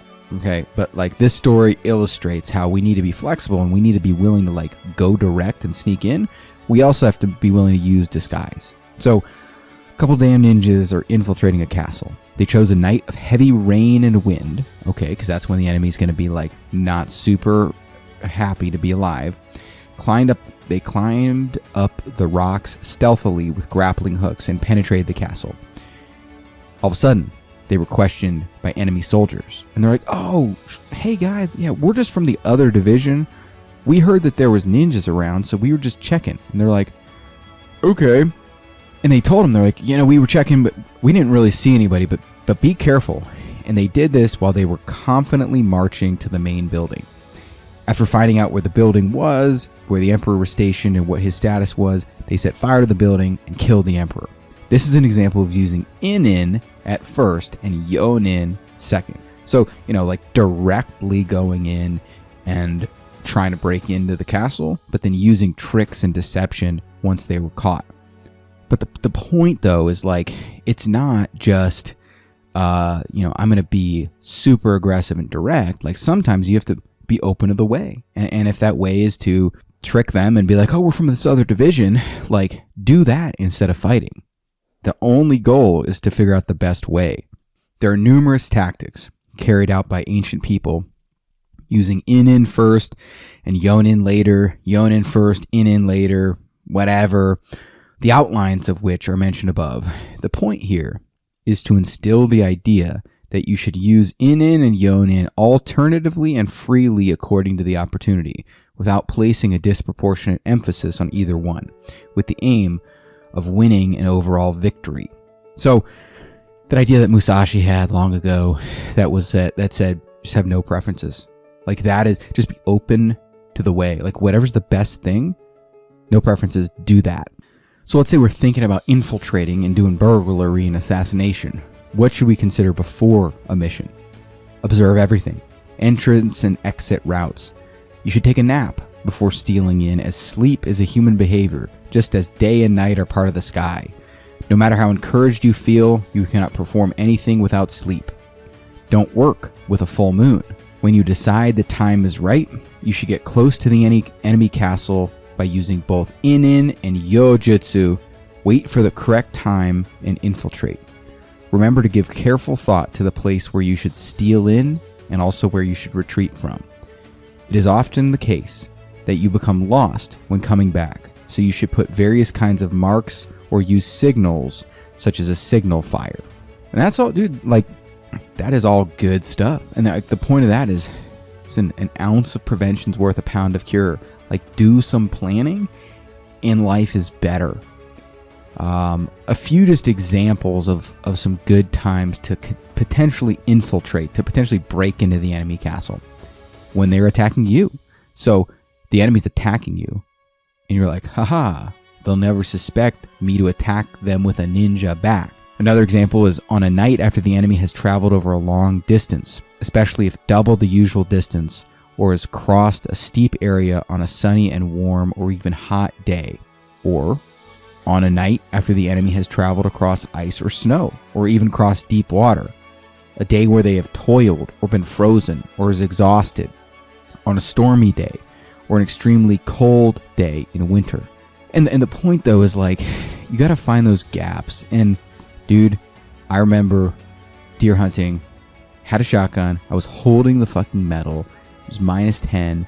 I've never been more cold. And I started out and I was like disciplined for the first like 20 minutes. And then I started shivering. And then I was like moving my feet. And then I was just like, you know what? I'm just going to stay out here, but I don't even fucking care. Like the deer might even see me, but you know what? I'm going to die. And then, my friend texted me, he's like, hey, are you cold? And I obviously responded like, I'm good. Stay out till 9:30. And he just goes, yep. But both of us, we were extremely cold. But he's saying, think about your enemy. And like you would want, if you're the deer, you would want to pop up when I'm least expecting it and then murk me with a sword. Another example, on a night when the enemy is tired after he's had battle or disputed all day.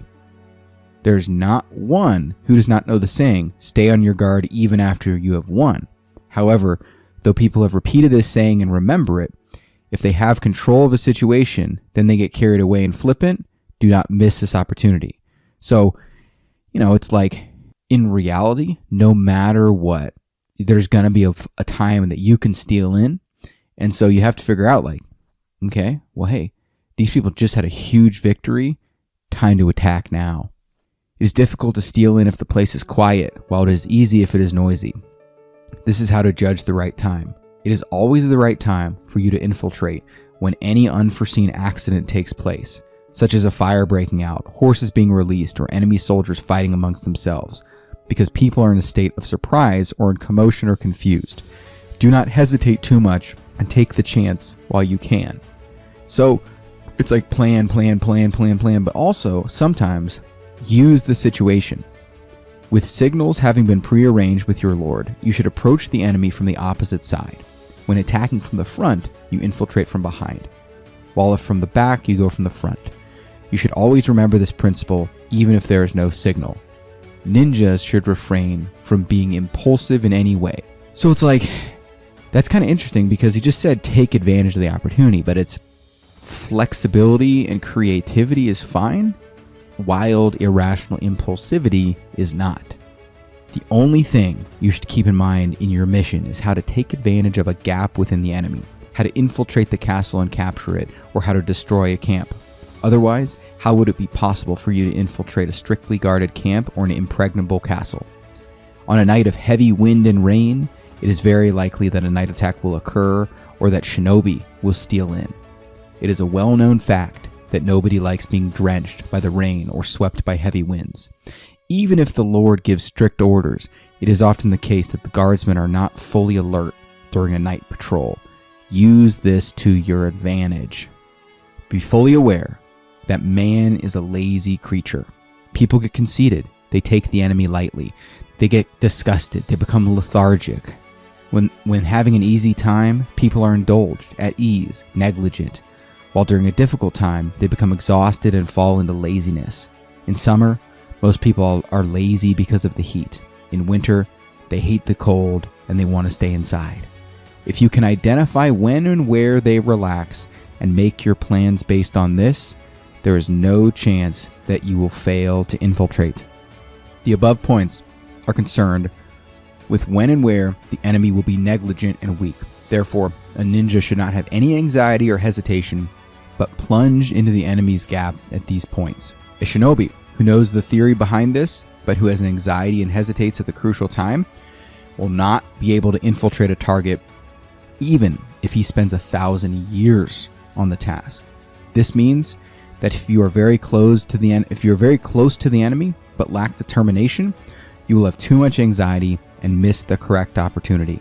When in a difficult situation, think nothing of your body and your life, but stay serene and still as you would at normal times. You should also firmly keep in mind the principles. Death and life have their predetermined appointment, and nothing is born, nothing is destroyed. If you do this, even danger will turn out to be good luck. There's no difference between the principles of ninjutsu and the principles of kenjutsu, aka swordsmanship. So he's basically saying, listen, just be open and find the way. The 3 diseases of a ninja are to fear, to take enemy lightly, to think too much. By removing these 3, you will be able to infiltrate as quickly as lightning. First, if you have a fear of the enemy, you will quake, you will feel nervous, you'll become confused as to which is the correct procedure. You will forget the tricks you have mastered and can perform at normal times. You will tremble in both hands and feet, lose color, slur your words, and give yourself away. Second, if you think too little of the enemy, you will prepare only a shallow strategy and be flippant, and you will lose. Third, if you think too much and transcend reason, it makes you doubt what you should not doubt. Therefore, you should overcome these 3 diseases, have a deliberate strategy, and when the time comes, infiltrate as quickly as lightning and without any delay.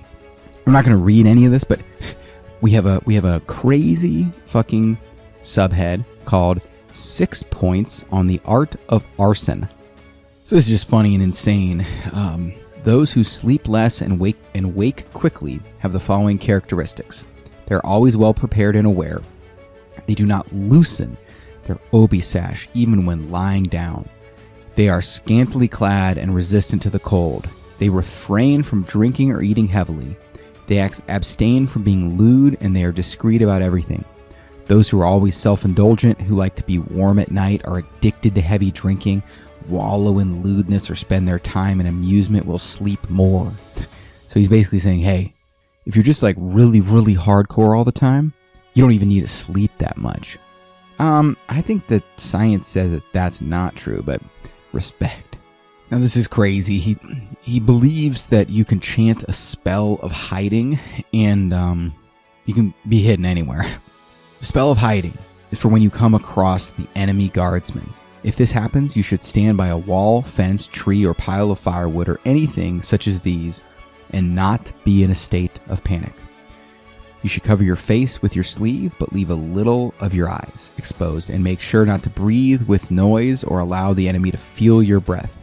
You should stand there, dead still, while chanting the spell of Ongyo, hiding, inside your mind. Dude, it appears like a lot of being a good ninja is just like having testicles and remaining calm by hiding where people don't expect. In case you cannot crouch with your face down, cover your face with your sleeve. If the enemy is searching with suspicion and using a light, you should leave. However, even in this case, if you are in a good hiding place, you should remain there steadfast. It is even more so if the enemy is simply on a routine night patrol and they are not carrying a light. Here, you should keep on hiding with this art and with strong nerves. There have been a lot of examples where people have hidden well using this skill since ancient times. People say that ninja can become a stone. If these points are conducted properly, the body and heart will become a stone, which makes the enemy overlook you as they would overlook a stone. In old times, some ninja went to a castle and performed this above art. Thanks, dude. So now he's going to teach us about night attacks. Shinobi night attacks. The night raid is a military tactic to defeat a large number with an inferior force. This is especially true of a shinobi night raid, which can dramatically defeat a large enemy with the smallest of numbers. The arrangements for this form of warfare, such as organization and the allotting of duty assignments, are similar to those of daytime battle. Therefore, those who want to learn the way of night attacks should first learn in full how to organize, divide, and allot jobs in their men. They should be done as quickly as a passing rain shower. Attack heavily, retreat smoothly. He's saying, hey, listen, our main job is killing, but you might have to kidnap some people. So we did create like a little side quest martial art on the art of kidnapping, but like, who fucking cares? But although capturing people is not a primary job of a shinobi. Every shinobi is engaged in this task these days. Those who have studied in our school should not serve for this task. If you are employed only for this job, know that it is totally outside the traditions of our school.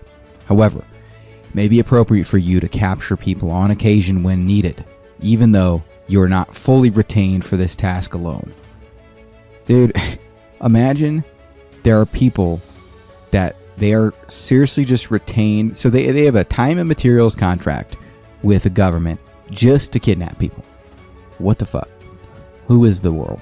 A few comments about kidnapping.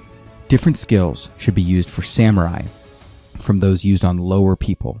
Samurai, when time passes, usually increase in strength and resolve. Make your move to defeat them as soon as possible. The reasoning behind this is the same as attacking a castle quickly while the enemy is not fully prepared. In contrast, the energy of lower people will dwindle and dwindle as time passes, as normally they have only blind daring at the start. Therefore, take your time with your plan to capture them. Oh, so he's saying, hey, if you're gonna kidnap some people, if you're kidnapping samurai, you need to hit them with speed, surprise, and violence of action.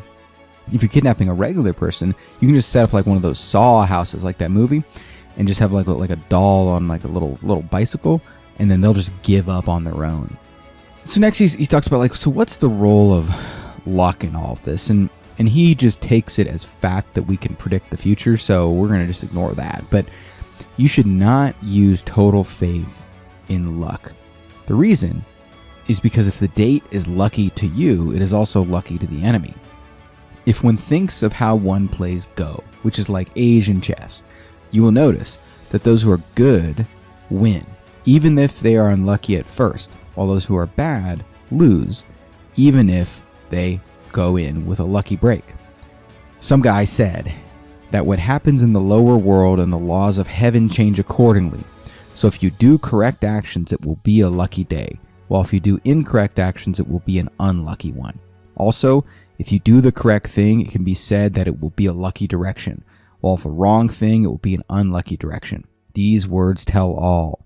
Thus, do not rely on fortune telling, but work to test these things yourself. And so, all I read that as taking out from the fact that bitch, we can't predict the future, is that if you're really good and you do the right optimal thing, it's like poker. You can have pocket aces, go all in. That's the mathematically optimal move. You can still lose that time. But over all the alternative potential histories of the next 50 years, if you're doing the optimal move, you will deductively win. So he spends a bunch of time talking about ninja tools, like 300 pages. And I'm just going to say, super cool. Go buy the book. So we're winding down, and we're just going to talk about how do you think about advancing, so attacking versus retreating in a battle. You should advance when you have the chance to win, while you should retreat when there is a benefit in retreating. It is a principle to think of the element of retreat even while advancing, and to think of advancing even while retreating. Advance and retreat are indivisible, and they are like wind and tide. Advance is like wind, as wind has no shape but hits hard. Retreat is like a tide. Even if it seems to be full, it all retreats naturally and in accord. Thus you do not notice its gradual withdrawal. The way tide retreats should be the way that you retreat, gradually. It should be done in accord and without confusion and fluidity. If you retreat completely and smoothly and throughout the entire movement the enemy cannot attack, you will win. That is, if you have no gap to take advantage of and they force an attack on you, it will end up with them ruining themselves. Knowing if you should wait to attack is essential to have good judgment on whether to attack the enemy or to wait until the enemy moves so that you can make the correct assault. And I think all that's saying, and the interesting thing is when you're retreating, you should be thinking about attacking. When you're attacking, you should be thinking about retreating. Meaning, it's like in MMA, okay? There'll be somebody who is just bum rushes another fighter. Like one fighter bum rushes the other fighter and is just throwing bombs. And so if you just stood there and threw bombs with them, there's a decent chance that you get knocked out. Now, there's a decent chance you knock them out, but that risk payoff is not good enough. So what you do is you retreat, and you let them do that for 25 seconds. And then as soon as they take a breath and they start to go from anaerobic to aerobic and they blew their wad, then you rush them because you were thinking about attacking as you were retreating. And the same thing, if you're attacking and you're just going as hard as you fucking can, you need to have in mind the thought of retreat. So like, hey, don't blow your wad. Like, yeah, okay, I'm leaning on the gas, I'm going, but if things change, I'll stop and change completely. I think that's what he's saying, and I think that principle applies broadly in warfare. Hidden within victory is defeat, but also within defeat is found victory. Victory contains defeat because people can get conceited or negligent. It's like my favorite quote: success breeds complacency, complacency breeds failure, only the paranoid survive. Even if you lose in battle, you should not give in to fear, but motivate your soldiers and inspire their fighting spirits even more. And finally, if a lord opens up his mind and displays his thoughts to others, the army will fight in a wise way. However, if done this way, this may cause some failures. Thus it is best that it is avoided. If he closes his mind fully, the army will not make an error and the plan may be deeper. However, the army will not respond to a prompt and sudden change of situation. Therefore, this also should be avoided. A dauntless and overbearing lord will always underestimate the enemy and become arrogant, so he too should be avoided. In short, you should be careful about your own way while trying to perceive the enemy correctly, and by following this way, you can construct your strategy. This is the basis of victory or defeat. Victory and defeat bring forth the true strengths and weaknesses of lords. Overbearing and hot-blooded lords will be overconfident after victory. Ordinary lords will feel relieved after victory. Ignorant lords will be negligent after victory. But wise lords will be careful after victory. Tactical lords will be even more discreet with their tactics after defeat. Stupid or cowardly lords will not contemplate the next step after defeat. Using the above, you should fathom the enemy and contemplate your own nature. You should not only focus on how to win over the enemy, but instead concentrate on your own faults and contemplate where you are not aware of your own gaps, and also fortify your defenses so you will not be defeated. Then you can look for a gap within the enemy and without a distorted viewpoint, find the way of victory. Those who do not overly strive to win, but achieve victory with ease are considered good lords. Therefore, perfect your army and you will overcome the enemy. In this way, you should be very prudent about your own state and use yourself as a model to know the enemy and use the enemy to know yourself. Well, holy shit. What a book. I feel like we just held Goku at gunpoint and said, tell us everything we need to know about how to be successful. If you leave anything out, we'll kill Gohan. And so I wanted to quickly review a few of the biggest lessons for me, because this was fucking crazy. I actually left out the section, it was in the burglary section. It said you can actually, if you take the blood of a brown dog, or if you take the liver out of a live brown dog, you can make sleeping powder, and then you can make your enemies sleep. What the fuck? This was crazy. But there were some good parts here. So the first lesson that I learned was planning. And dude, I actually didn't expect this. But a huge portion of this book was just like how to plan, the planning process, all the pre-work that a shinobi needs to do before the ninja mission. You observe the castle, send spies into the castle, understand the enemy down to the level of their moods and temperament to ultimately understand when to move. And aside from like a bunch of weird fucking stuff about like, oh yeah, I can predict the future, or like, you know, man, if the chi of your army gets messed up, look for women. If you find them, kill them. That'll fix everything. Like there was a bunch of good stuff there. And dude, I never understood planning. Like I thought that you had to just like sniff it and like, and then you just like knew what to do. And so like until I was 18, I didn't plan ever. I would just be like, it'll be fine. And then sometimes it wasn't fine, but you know what? Like time still passed. I was still alive. So it was actually still fine. But then I learned, hey, what would somebody who prepares 10 times too much do? And not that you want to prepare 10 times too much, but like for me, because I was just, fucking raw dog in the universe, I was like, oh, okay. And so, like before a meeting with my team, I would like, let me prepare like this is a speech. And then I would lead the meeting. And then it'd be like, dude, that went so much better than when I had no plan. And then I just kept doing that. And then you get to the point where you realize like, hey, you don't actually need to plan for everything. But if you understand how to plan, you know when to plan and when not to plan. And you can even, if something goes wrong, you're like, oh, okay, well, clearly that went wrong because I didn't even practice my speech once. So I'm surprised. But I'm heartened to learn that is ninja craft. That the first lesson is planning is important.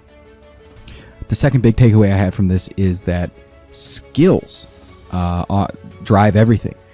In addition to planning, another huge part of being a successful ninja is just like being good at a bunch of stuff.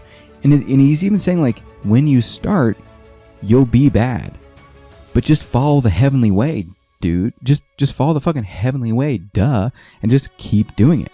And I will say, martial arts does a great job of revealing that because, any martial art is like a disconnected collection of 50 different skills, and they're not all like the same even type of skill. Like growing up doing Taekwondo, we had board breaking, we had sparring, and we had forms. And forms were like attention to detail and perfection and fucking boring. And sparring and board breaking were like, just go harder. But I was like, hey, I see the people who are the best. They are the best, and they're also good at forms. So I was like, fuck, dude, I have to learn how to do this. And so it's the same thing. You because before you know how to do a kick or a punch, you don't know how to do a kick or a punch. But then you realize like that applies to a takedown as well. And then you realize, oh, that applies to using a sword, I bet. And then what these motherfuckers realized is, wait a second, that applies to legitimately everything. The growth mindset, everything can be learned through practice. And like, this wasn't even morally right, but the ninja realized that the way of long and deliberate practice, that can even be applied to the art of arson or assassination or lockpicking or climbing into castles.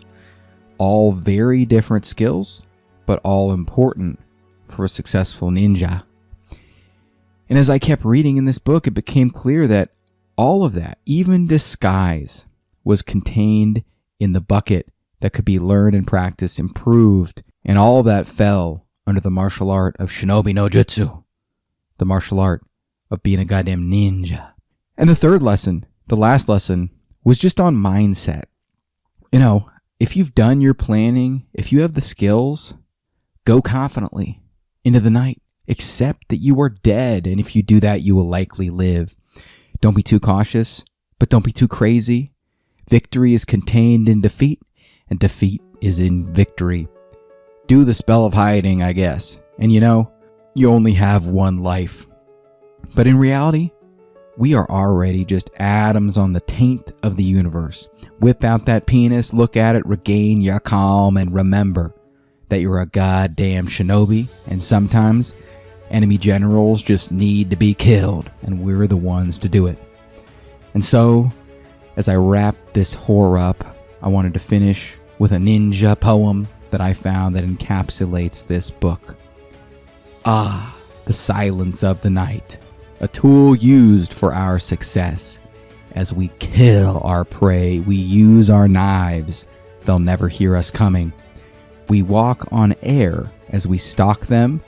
They will not see the break of day, for we are the shinobi and live by a code, as we are honorable of sort, for we are the hauntings of the night.